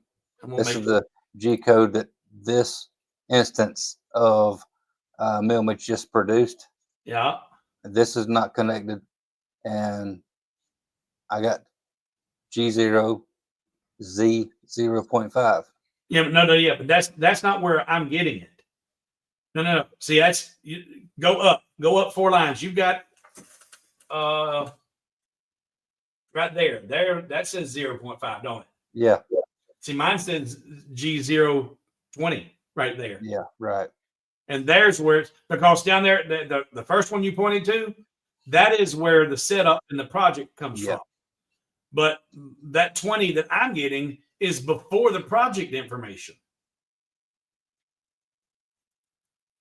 So it's about where is it coming from? It's not part of the project setup. I'm not sure about that. Yes, Jer, Millmage is still free to try, and it is my understanding that as long as it is in release candidate mode, it is free to use. It's got a 30-day license on it, but if you contact them and say, hey, I want to renew this, as long as it's still in release candidate, they'll renew it and let you keep fighting with it. So I didn't even contact them. I just hit the button that says extend trial. Okay, so they got an extend. All right. Yeah, there's an extend trial in there. So and that's supposed to be that way until they say, okay, it's official. This is Millmage 1.0, and now your 30 days will be counted down and final. Now it's time to buy it. But you can play with it as long as you want to, as in release candidate mode. There are a lot of really cool features about it, especially if you are a laserologist and you have been using Lightburn. All of the design, and that's what Jack and I were talking about. All the design features are right there. You create your entire project right there, set up your operations and everything. You can then look at your CAD camp. You look at the visual representation and the preview, and just send it to the CNC and you're done. There's no, in watching Garrett and the other guys, they create everything, and then they have to turn around and upload it and create and save their G code, send it over here and do, G senders, other things. All of it's all built in. It has a ton of potential. It does. See, Bruce down here says his 30 by 48 long mill with a super long bird works well with G sender and Gerbil Howe, and that's how I use G sender is with Gerbil Howe. But with Millmage on the Gerbil Howe setting, I couldn't get it to work. Chris says, I've now created 2 new post processors and cannot find Millmage's location.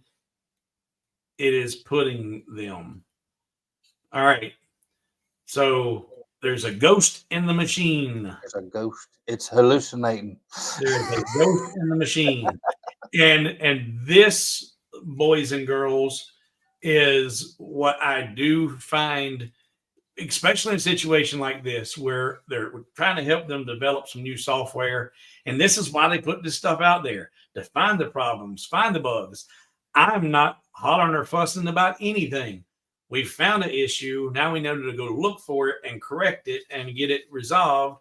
And we'll find the next issue, and get and make the improvements. And the fact that Oz is willing to put this out here in this current state and allow us to kick the tires on it and cuss it, all the way through. It says a lot about him that he values the input of his end users and what, how we can help improve things. And also it goes back to what I was talking about earlier today, right brain, left brain people. The coders who are sitting down and writing the code for this stuff, they may be also a little creative, but they may be super, super analytical, and they don't do things the same way that I would do it because I don't know what I'm doing. And I say that repeatedly, not to be funny, but to make a point that, that I don't know what I'm doing. And that here I am trying to take this on and tackle a new software, a new technology, a new process. And if I'm having a hard time because there's a problem with, I'm struggling. I'm struggling because I don't know what I'm doing. And if they could change the way that the software works to make it more accessible for a novice that's ignorant about what's going on, then it just improves the software.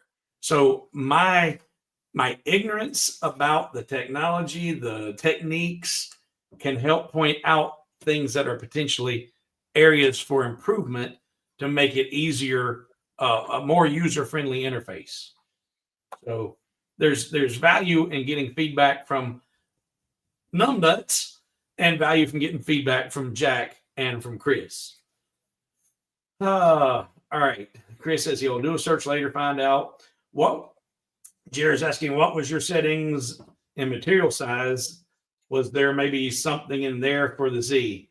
No, all that was all set up right. It was, in fact, in Millmage, you can set it up in inches or millimeters, but it also has the ability, just like in Lightburn, I'm in millimeters, setting up everything. And then I've got my tape measure, and because this is 4/4 board, it's supposed to be a 1-inch thick board. But I take my tape and measure it, and it's 15/16. So I can actually go into Millmage where it says thickness, material thickness, and put in 15/16 inches while I'm in the millimeter setting, and it will do all the conversions and calculations and turn it into 24 point, or 23.7, whatever millimeters. It does the math for you. So there are great things about it that keep you from screwing up even the simplest thing. But I had the dimensions X and Y right. I had it down to 15/16 of an inch. And the whole problem stemmed from that random code of G code that's wanting to cause the spindle to move upwards. As Jack explained, it says G0 Z20. and the Z20 was indicating that it needed to move 20 units. And had I been in inches, it had been wanting to move 20 inches. But I was in millimeters, so it wanted to move 20 millimeters. Yes. And so his first concern was there a confusion about which measurement unit, there you go, which unit was being sent to the G code? But all that was correct. So that wasn't the problem. So the problem is this just random number that we don't know where it's coming from, that Chris has seen it and he's identified, hey, there it is. I just don't know where you can edit it. And it may be something as simple as there is no field to edit it. And maybe, just maybe, because here, you know what, Chris, Jack, if you got a second, try this. You just tried doing something and you got a 0.5 for your, right, for your G0.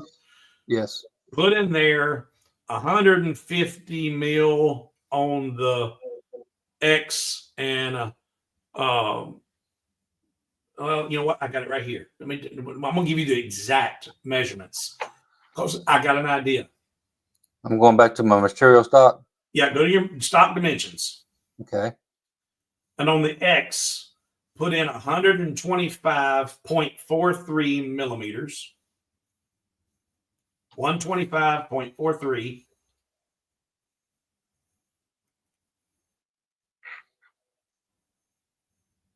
Mm-hmm. On the Y, 115.9. Right. And the Z is 23.81. Now, over on the device setup, I told it to have a safe clearance of 5, a fast retraction of 0.5, and a pocket lift of a 0.5. Got it. Do all that, generate something, and see if you get the same, that random number. Because what I'm thinking, maybe there's some type of calculation going on that, depending on your material size, it's going to generate a number that tells it to move for a built-in safety. And because my material was so thick, it exaggerated that amount of movement.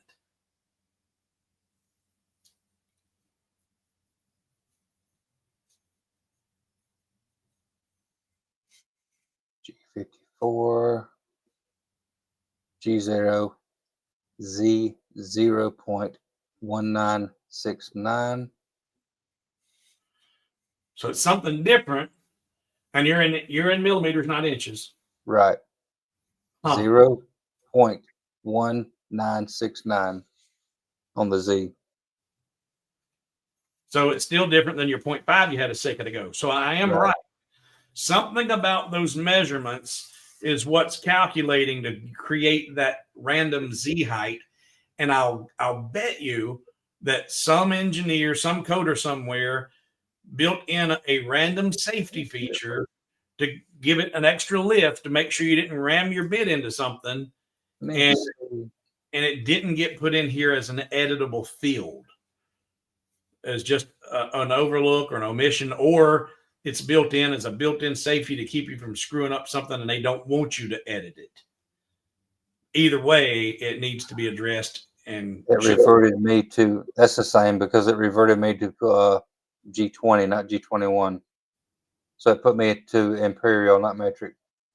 Oh, so go back to metric. Yep, let me redo that. Make sure because I was in metric.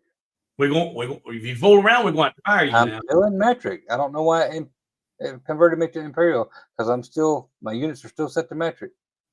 So I'm not sure why it did that, but it reverted me to a G20, and that equals a 5 millimeters. It just reverted me to 20 instead of 21. At the top, let me pull up yours. Go back here. This is the one you just created. All right, so yeah. All right, show us the G code for that. The G code it just created put me to G20 imperial. I don't know why it did that. All right, but the Z is, but because you're in that, but it's in metric. All right. That's in imperial, not metric. Even though but my job said it was in metric. Yeah. Maybe I need to close it and reopen it.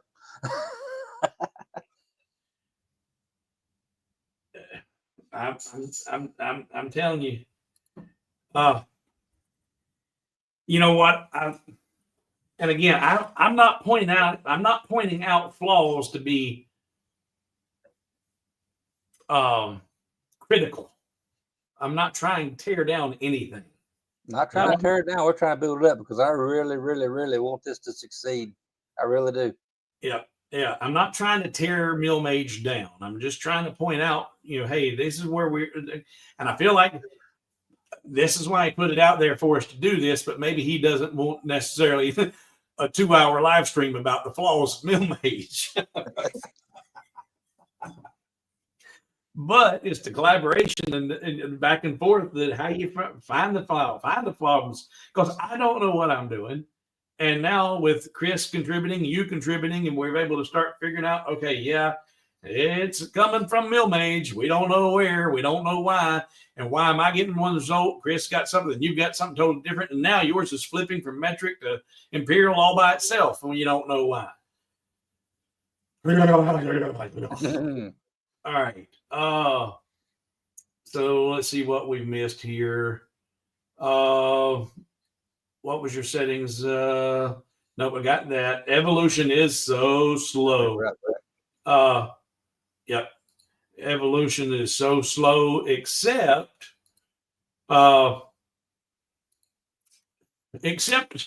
when you look at my ex-wife. That evolution's been really, really fast, and she's gone from drop dead gorgeous to a cave woman in just a matter of no time flat. It's unbelievable, the reverse evolution that took place there. So sometimes it's not that slow. Editor settings, don't know what that's referring to there, Missy. Your older files, you did a previous job, open G-code, see if that's still in it. I can set a height for the spindle to raise at the beginning start of a cut.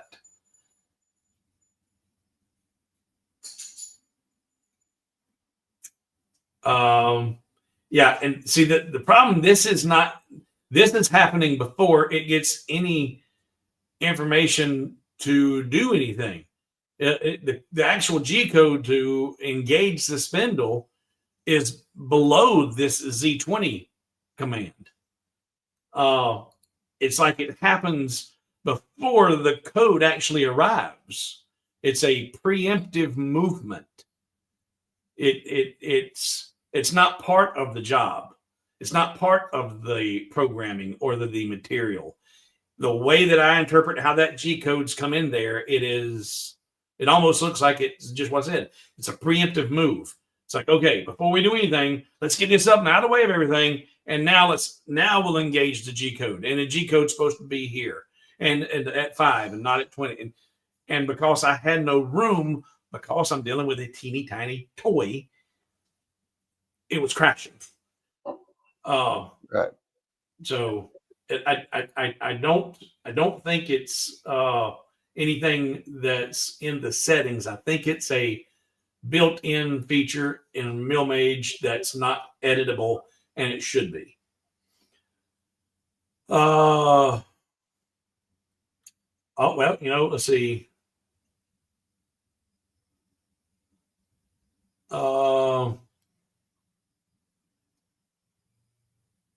Have they done a material height and safe height? That's what I'm thinking. Chris, but wasn't his material 23? Yeah, I'm 23 millimeters. This material, this material is 23 millimeters. Chris says, I've seen reports in the past of it changing, and he said, I thought it was fixed, but Okay. That's And another thing I seen earlier where Chris mentioned how their discussions was all within Discord. That's not a very good way to keep track of a single issue. I hate it. I've gotten to where I don't even want to get on there anymore. I mean, I like Discord, but to keep track of a single issue, that's not really. You need the individual threads for issues like that. Well, they have individual threads. It's I haven't individual. been on their Discord site, but Yeah, Discord usually is a culmination of everything. no, it's individual threads. But Now you just get there and look. to be able to respond, it just doesn't flow in a natural, organic way for me. And Yeah. whenever I need to upload the videos or images, you can't just right click, post it, and copy it in there and upload it. It's a bunch of problems. I end up having to just share my Google Drive and stuff because I can't get it to do what you need it to do. It's just there's got to be a better way. And I wished I could remember why you're saying ouch. I don't know what I said or what I did. You said ouch. And then Raru says, yeah, Missy.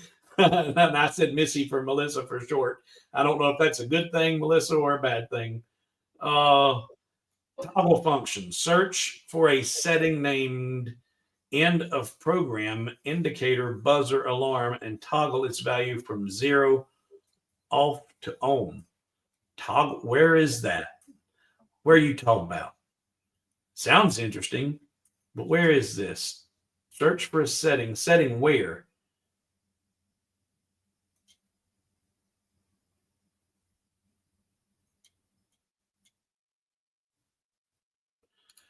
And there he is. Replacement Cubiko is supposed to be to me on Tuesday. Great. And he's the one that won. Oh, and if there's anybody in here, there's any well, there are. In fact, I'll bet the 30 people here right now, probably just about all patrons. The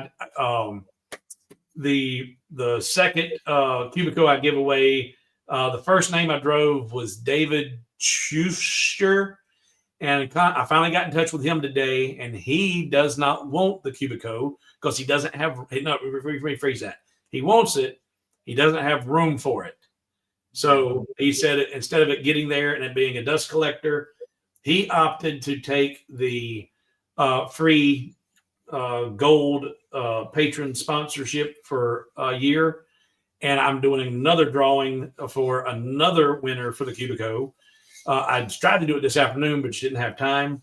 And the plan is still, I'll draw another name. If it's U.S. Patron, call them up and say, hey, Melissa, do you want this Cubiko? And if she says, yes, I want this Cubiko, then I'll send her the Cubiko. She's the Cubiko winner. Then I'm going to draw, I'm going to filter out the names that are not U.S. or that are U.S., get rid of all the U.S. people, and I'm going to draw one more random name that's a non-U.S. citizen and give them of either a free year of gold or an upgrade to gold. So, all right. So to settle from now on, she is now named Missy. Her family calls her Missy. So what now? Oh, her family calls her Missy? Okay. Nope. I just did it being, how you doing? I did it being silly. It just came out. All right. Let's see here. If you open 22 gauge file, you did a while back, and oh, you know what? That's a good idea, Jared. Jared, that's a real good idea. All right. So let's go over here and do this. We ain't got nothing else to do. Gotta get all my buttons in the right place. Switch that, go full screen. All right, let's say okay here. All right, we're gonna say file new. We're gonna discard this, and we're gonna do the coaster 12 gauge. Open that. Let's look at the and actually I'm going to say no, it's not going to be the same because I think it has to do with the dimensions of your material that's going to make the determining factor on how far it needs to lift. So I think it's going to be something different, but let's go in here and look first at the project setup. So right now it's got a safe clearance height of 20. And I'm going, you know what, before I do anything, let's leave that alone. Let's leave that alone at 20. You know what? I'm wondering if that is the default value for the safe clearance height of 20, even though I put in 3 or 5 earlier, is something built into Cubiko that says that value is too small and it just ignores it, but you still get something different. So 20, we'll leave that there for now. And let's just say, okay, and save G code and just do that and say export and go back over here. Actually, no, I don't want to come here. I need to close this one. Go back, go back, go back. Keep going. G code. Open. Open.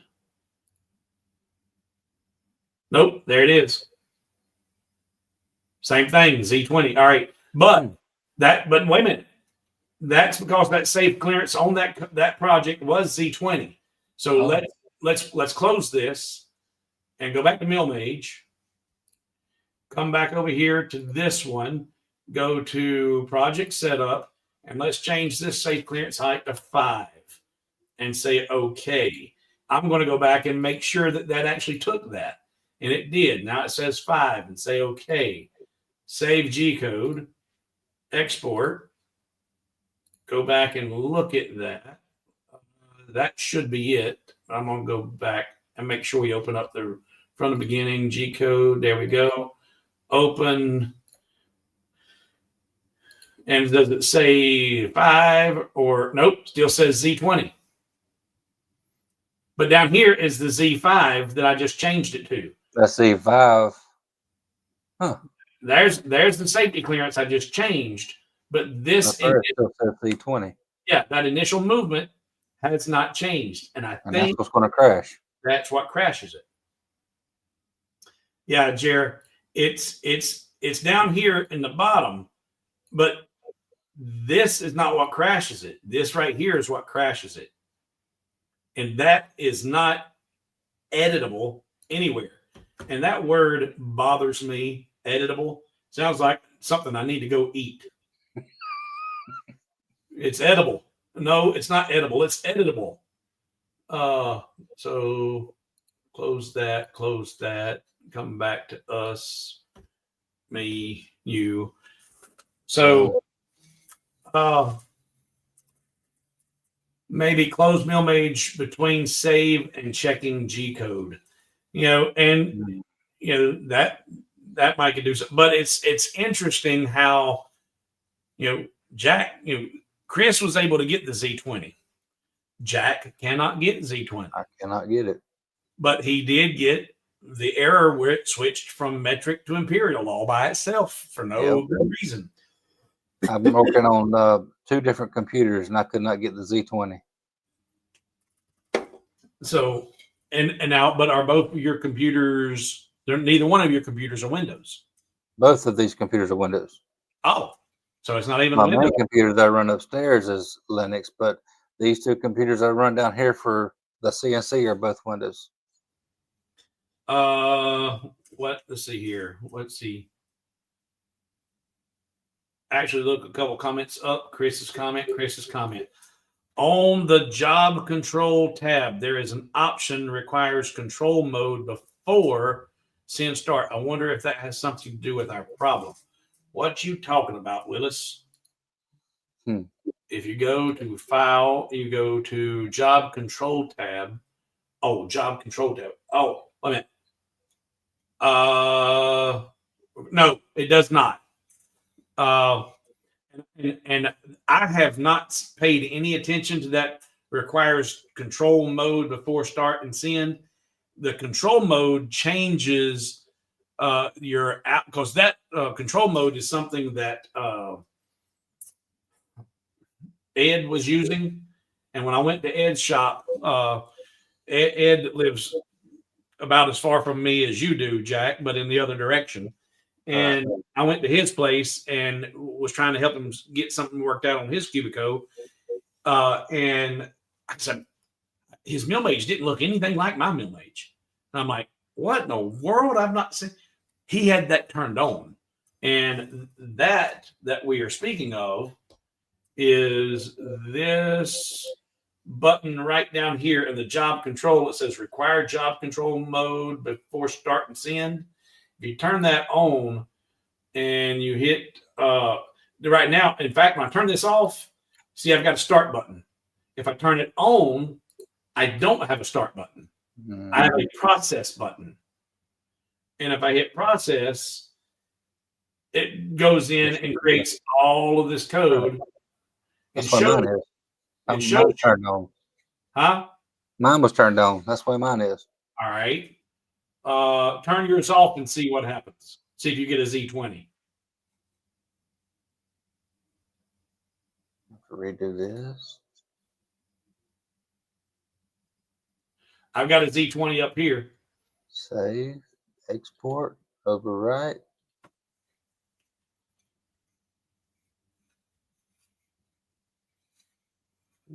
Where's my file at? There you are.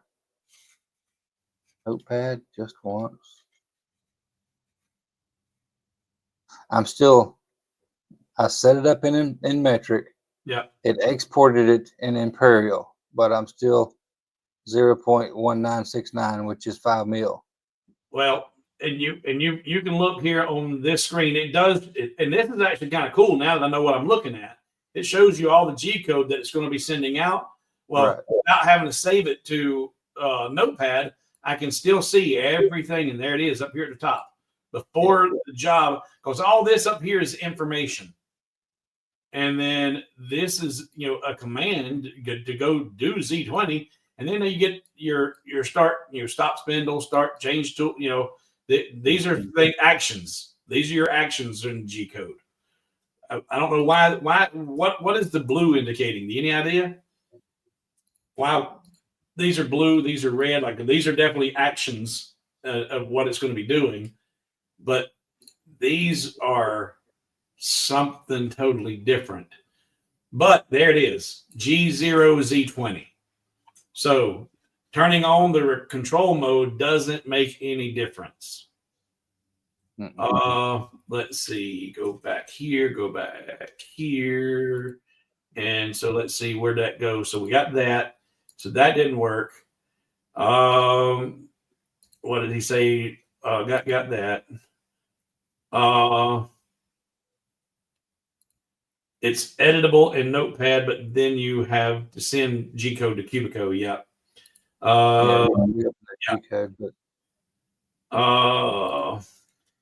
If you highlight the 20, yes, you can. But again, we found ways to work around it.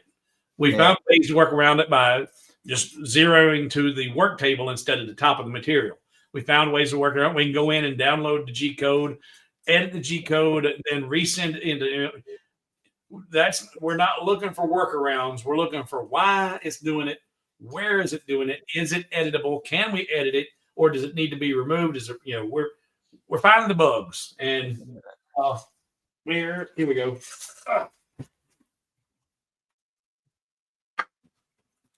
I got my Zevo, and we're gonna kill these bugs. We're gonna exterminate them. All right. All right. Well, boys and girls, this is 2.5 hours. It is 11:30 p.m. Eastern time. Jack is probably got some really good plans for tomorrow. I need to get a date with a recliner and a remote control.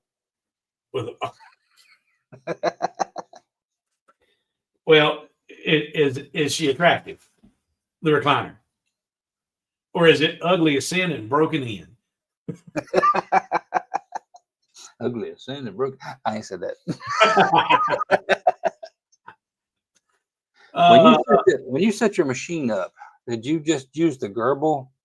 Did you use the Gerbil M3?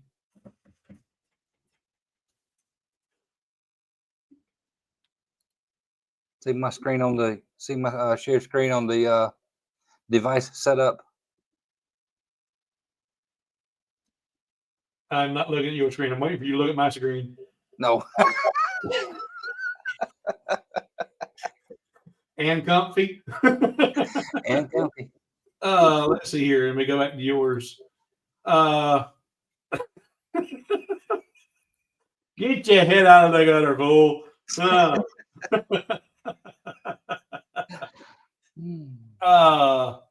You are talking to Hobo with Wood, right? Okay. Let's see here. Where you at? We're in device configuration. Creating a new device. Creating a device manually. And when you get to the I'm just gonna say 30 by 30 for craps and giggles. We're gonna go next. And then here's where we select our post processor. Did you use Gerbil? Gerbil M3? I was stuck in that stupid control mode. I go into devices and devices setup. Or where'd you go again now? I'm sorry, I lost you. All right, we're going devices. Devices. I create manually. I didn't make it look for a machine. I create manually. Yeah. I told it USB. Yeah. And I'm just going to put some arbitrary numbers in here for a size. So I can click next. And here's where we select our post processor. Gerbil, Gerbil How, Gerbil M3. Which one did you select? Let's see. All right. What would you let's see? New device wizard. What would you like to call it? Cubiko, millimeters and metric. I've got my information in there. Next, Gerbil. Okay. Yeah, that's what I chose. Yeah, and I'm 99% sure that was all in the Cubiko setup. The Gerbil and then the baud rate and everything else was all in their instruction book. And if for no other reason except that I don't know if y'all know this or not, but I don't know what I'm doing. So I just follow. You might have mentioned that. I'm not sure. I just follow instructions. If it says do this, I do this because I don't know what I'm doing. I'm assuming they do. So I just follow instructions and set it up.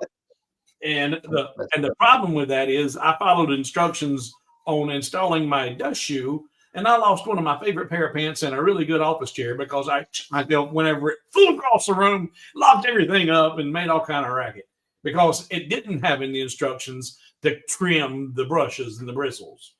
So I follow instructions, even if it means tearing up your stuff. All right. Let's see. I think it is time to get off of here and call it 11:30. That's not too late.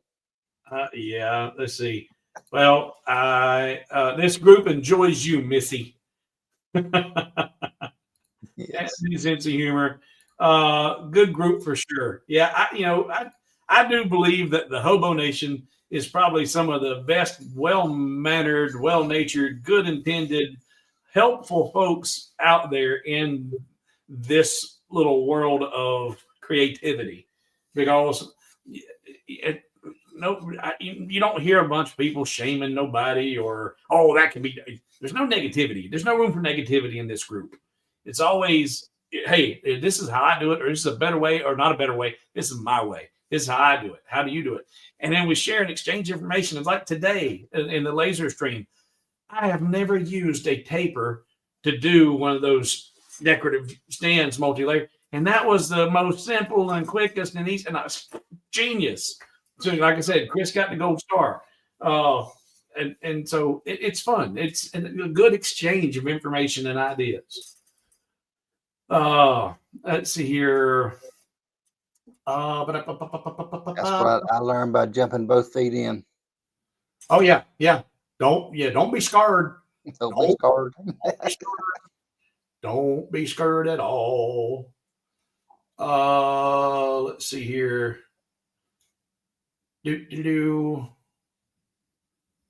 What now? And where did life lead you? What do you mean? Where did life lead me? Oh, you were talking to other. He was born in another conversation. I'm sorry. I thought you were talking to me, but now I'm in the same state that Radu's in. I'm just in a state of confusion.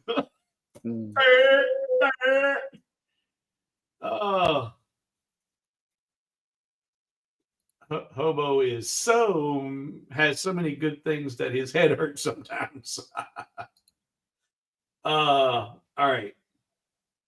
There was another comment I missed from Chris. Nab it. Chris. Chris. I don't see any comment. Let's see, Chris. I don't. You have a Z20 with it off. I don't understand that. If that's the comment, I don't. It looks like X, Y, and Z are different colors. Blue is moving. Oh, okay. I don't know what comment exactly it was that I missed. I was so caught up in messing with Missy, I messed up. I was digging through that G code. I didn't even know. I wasn't even reading the comments, keeping up the comments too well. Can you go to machine setting, custom G code, edit header? Can you go to machine setting, custom G code, edit header? And I'm guessing with your look, you're trying that.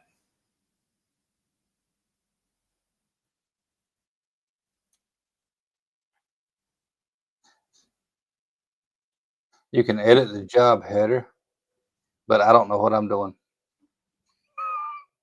in there.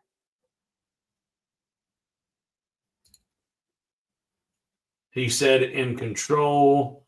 You can change your post processor in there. That's neat.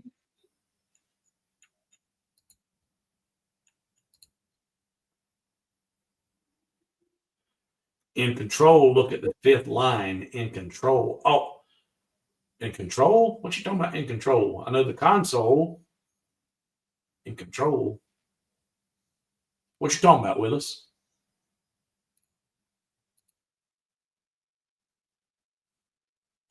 In control mode? All right. Yeah, in control. Yeah, it's in there. And all right, control mode. Fifth one.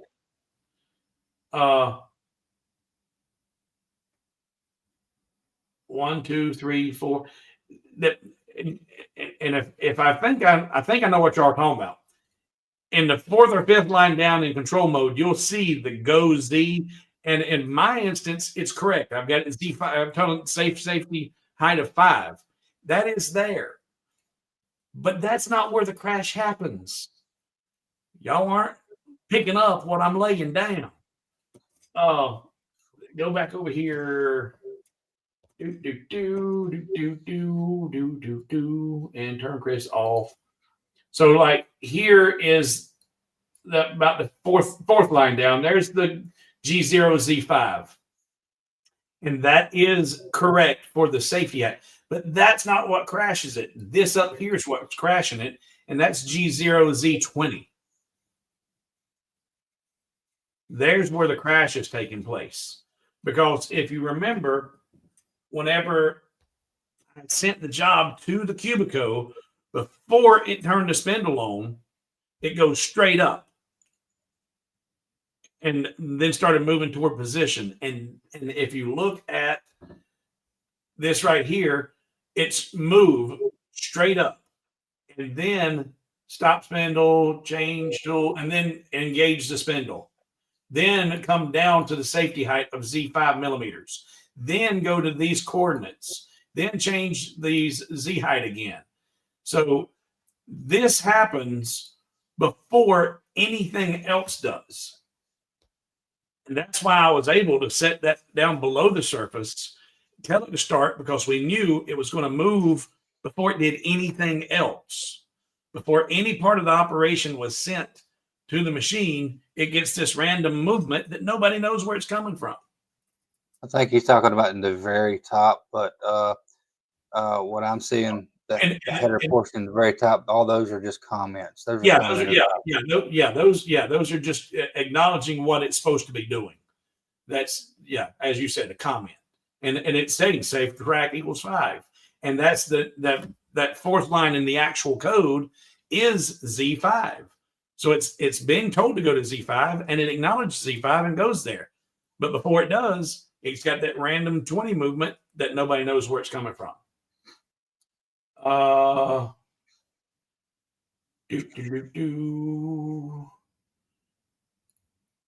command G90 restore absolute coordinates Z20 followed by a crash most likely means that the Z-axis is attempting to move to an absolute position of Z20 within your coordinates. Somebody's been using AI.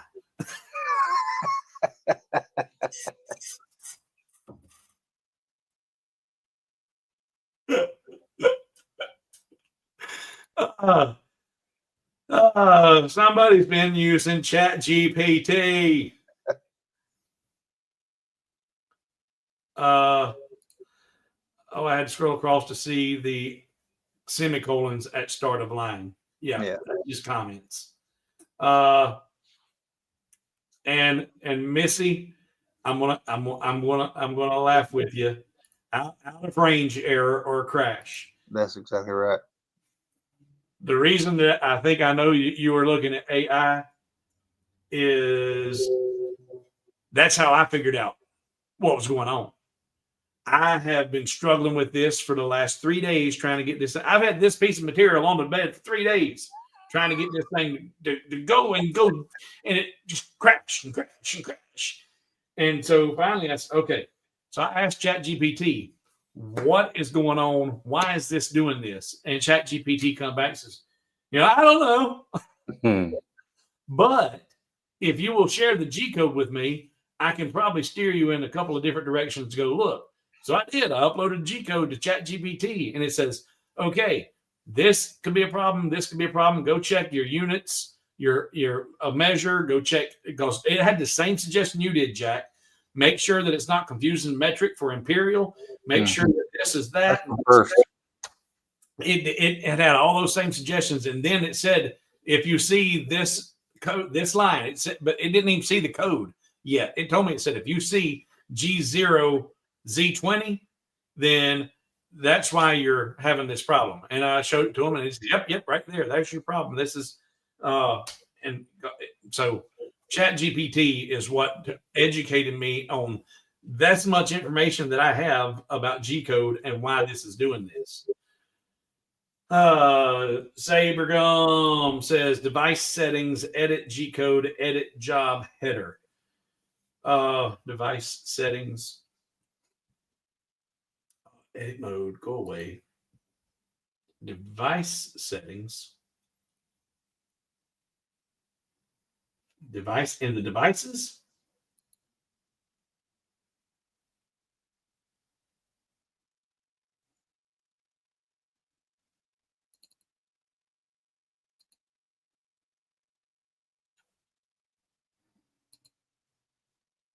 Device settings, you got custom G code. You can edit the header, but I don't know what to put in there. Yeah, and I don't think this is a devices problem. And in fact, I know it's not. You know why I know it's not a devices problem? You know how I know beyond any shadow of a doubt? How I know this more than I know anything else, that it's not a devices problem. Because Chris was able to get the exact same thing, and he's not connected to any device.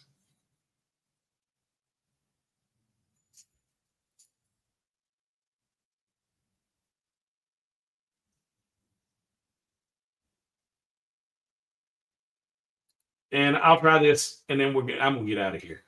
Y'all gonna keep me here for 5 hours? I ain't gonna do it. I think we need to go for a record. Let's do 6. No, I read comments. You just go. Let's start a new.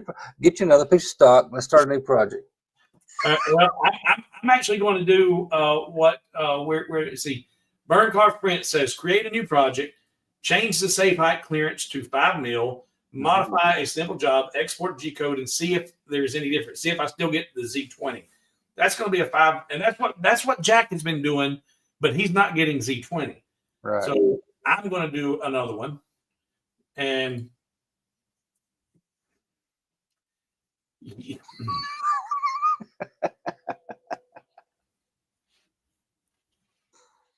got some support.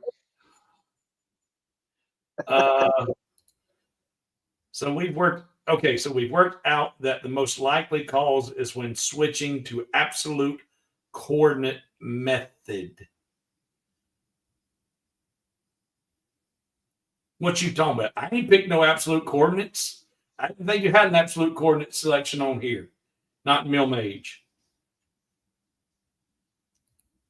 What you talking about, Willis? Cancel. All right, so we're going to swap over here.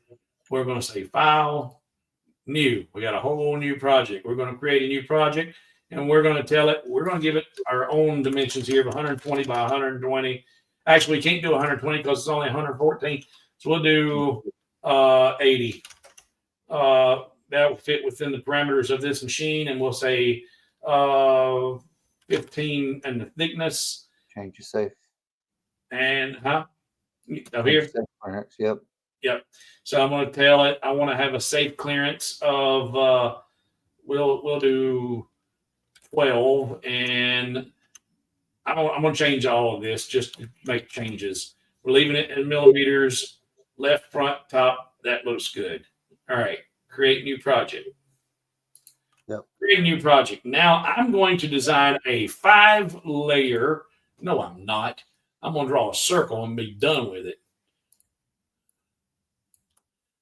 Circle, and we're going to put it on, let's see, operations, new operation. We're going to do a profile cut, and we're going to use that, and we're going to tell it, see, select tool, yes, and start depth, measure from what?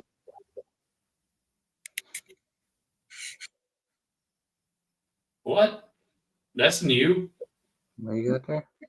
Oh, I'm in chamfer profile. I didn't get. I thought I got profile. I thought you didn't get up there. There we go. Ah, boy. All right. Bad.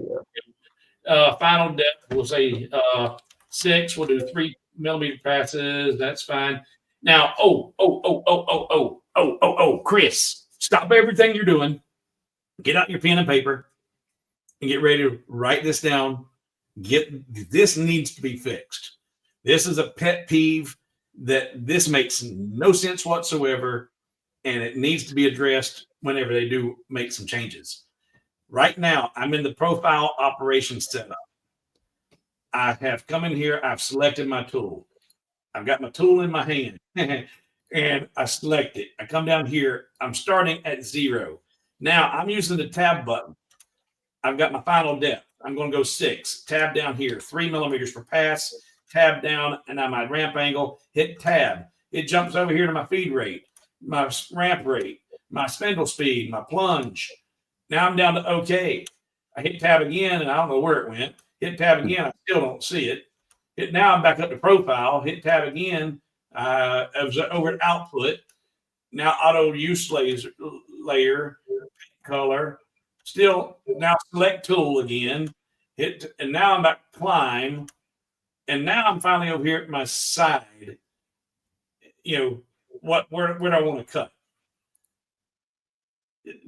That doesn't flow right. If I'm setting up my select tool, I want to go. I know why that's happening. Select tool, put in my measurements, 3 mil, and then right there, my next tab should just tab right over here, climb a long line, and just flow. So you know what it's doing, and you know how to fix it. I know exactly why it's doing that. Why is that? The name of each function. Each one of these functions has a name in the programming. Yeah. 1 through drop down box 1 through 50 or whatever. Right. That was an afterthought, and it was put in later. That's why it's not tabbing to that one. So that's a easy fix. Yeah, it's a very, very simple fix, and that should just flow from picking my tool, setting it up, setting it up, and then setting it. And all this is brought in from if your tool library is set up, you don't even need that. You might make changes if you need to, edit it for material settings or whatever. So yeah, it's good that it's there, but the default should be tool, depths, and then pattern. So Chris, if you will make sure that's highlighted in great big yellow highlighter markers, and we get that straightened out. All right, so I got all that done. Say okay. I can go look at my preview, and there I've got a nice little 3mm pocket, or whatever it was I did. Say okay. Now save G code, save export, and now let's go. Drum roll. Notepad open. Z20, baby.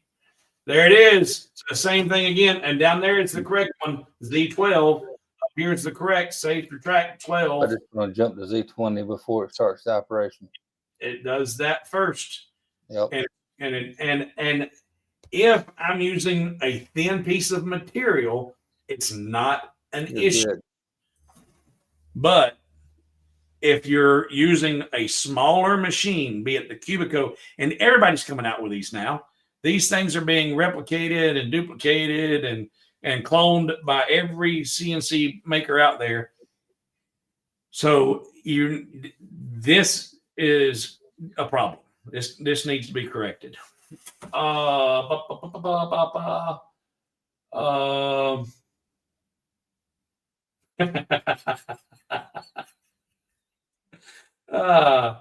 am behaving. Let's see. The G90 is the code header, seems to be the most likely area for the error of the Z. Would guess because the clearing pattern is less used, it goes there last. G90 is what specifies absolute positioning. Oh, okay.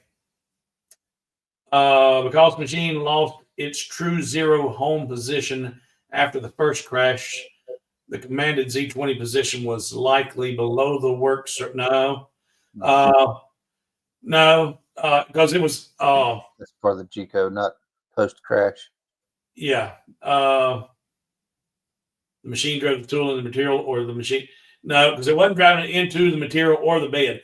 Once it crashed, and then it was another issue. It wasn't a problem with the Z. It was a problem with knowing where it was at XY. It just got completely lost. And because whenever it would go to home and it was at 00, machine, not workpiece, but the machine was at 00, and you told it to go frame the workpiece, which was out here at 112 by whatever, it tried to go to the left instead of going over to the right. It was just crashing into the left and banging to a stop. So the Z got crashed when it went up too much. And then once it went up too much and crashed it now confused all the coordinates and it didn't know what to do. So Chris, are you trying to tell us to set that to G91? The relative position?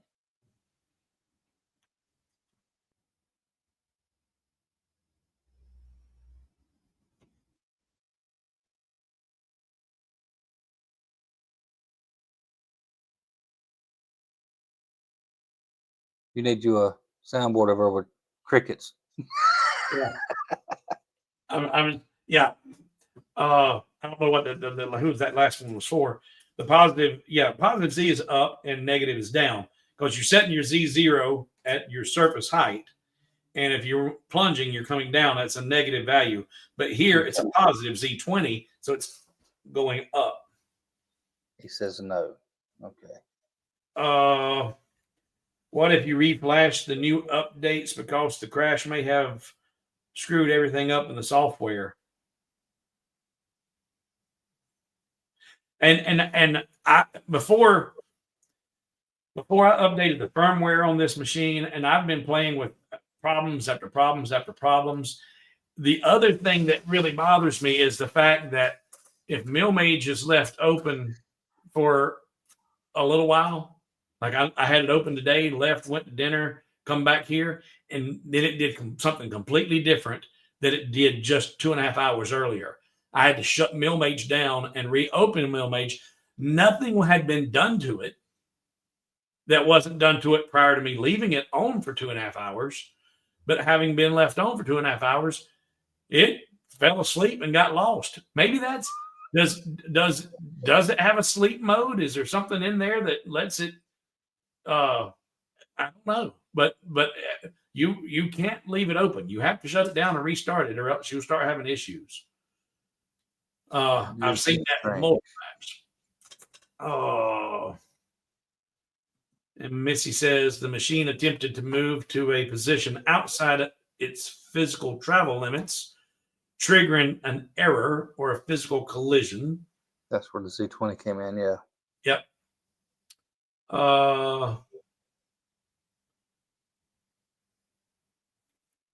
I have no machine set up in my mill. Okay, let's see here. Maybe it was dreaming and had a nightmare. I have no machine set up in Millmage and do not get those first few lines of G code. Yeah, because those first few lines that's coming from your material setup. And if you don't have a machine, well, you're still doing your material setup, aren't you? Even with no machine, you got to do material setup. Because all of that, and go back over here, all of these first lines, what is the software? We're using a custom device with absolute coordinates. These are the bounds. We're using metric, and I've got the safer track. This is coming from the project setup. Safer track's 12. The thickness is 15. Where were we zeroing? Where are we origin? These are all part of the project setup. So whether there's a machine set up or not, you should have those codes in there or those lines in there, shouldn't he? Even with no machine, because you've got to set the project up. So he may not have them, but he should have them. Mm-hmm.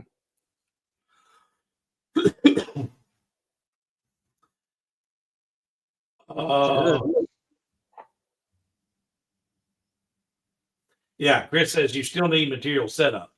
So even with the machine, you would have to go through material setup. But if what he's saying is he's doing it and he's doing the material setup, but when he looks at his G code, he doesn't have those first lines of code. Well, he should. Why don't he? Maybe that's another problem. And guess what it is? If it is another problem, it ain't one I'm going to explore tonight. It's another kick in the butt for another day. All right. Well, ladies and germs, God bless each and every one of you. I do sincerely. Jack, man, it's midnight and you are up, and I appreciate you being here. Everybody else is glad to see you and appreciate seeing who Jack in the shop. I know you've been in on with Garrett and all the other fellas, and but this is good. This is fun. As I continue to learn more and more, and we'll bring you in more and more often, and as much as you want to, because I enjoy having the somebody to bounce stuff off of. And we'll stumble through it the best we can.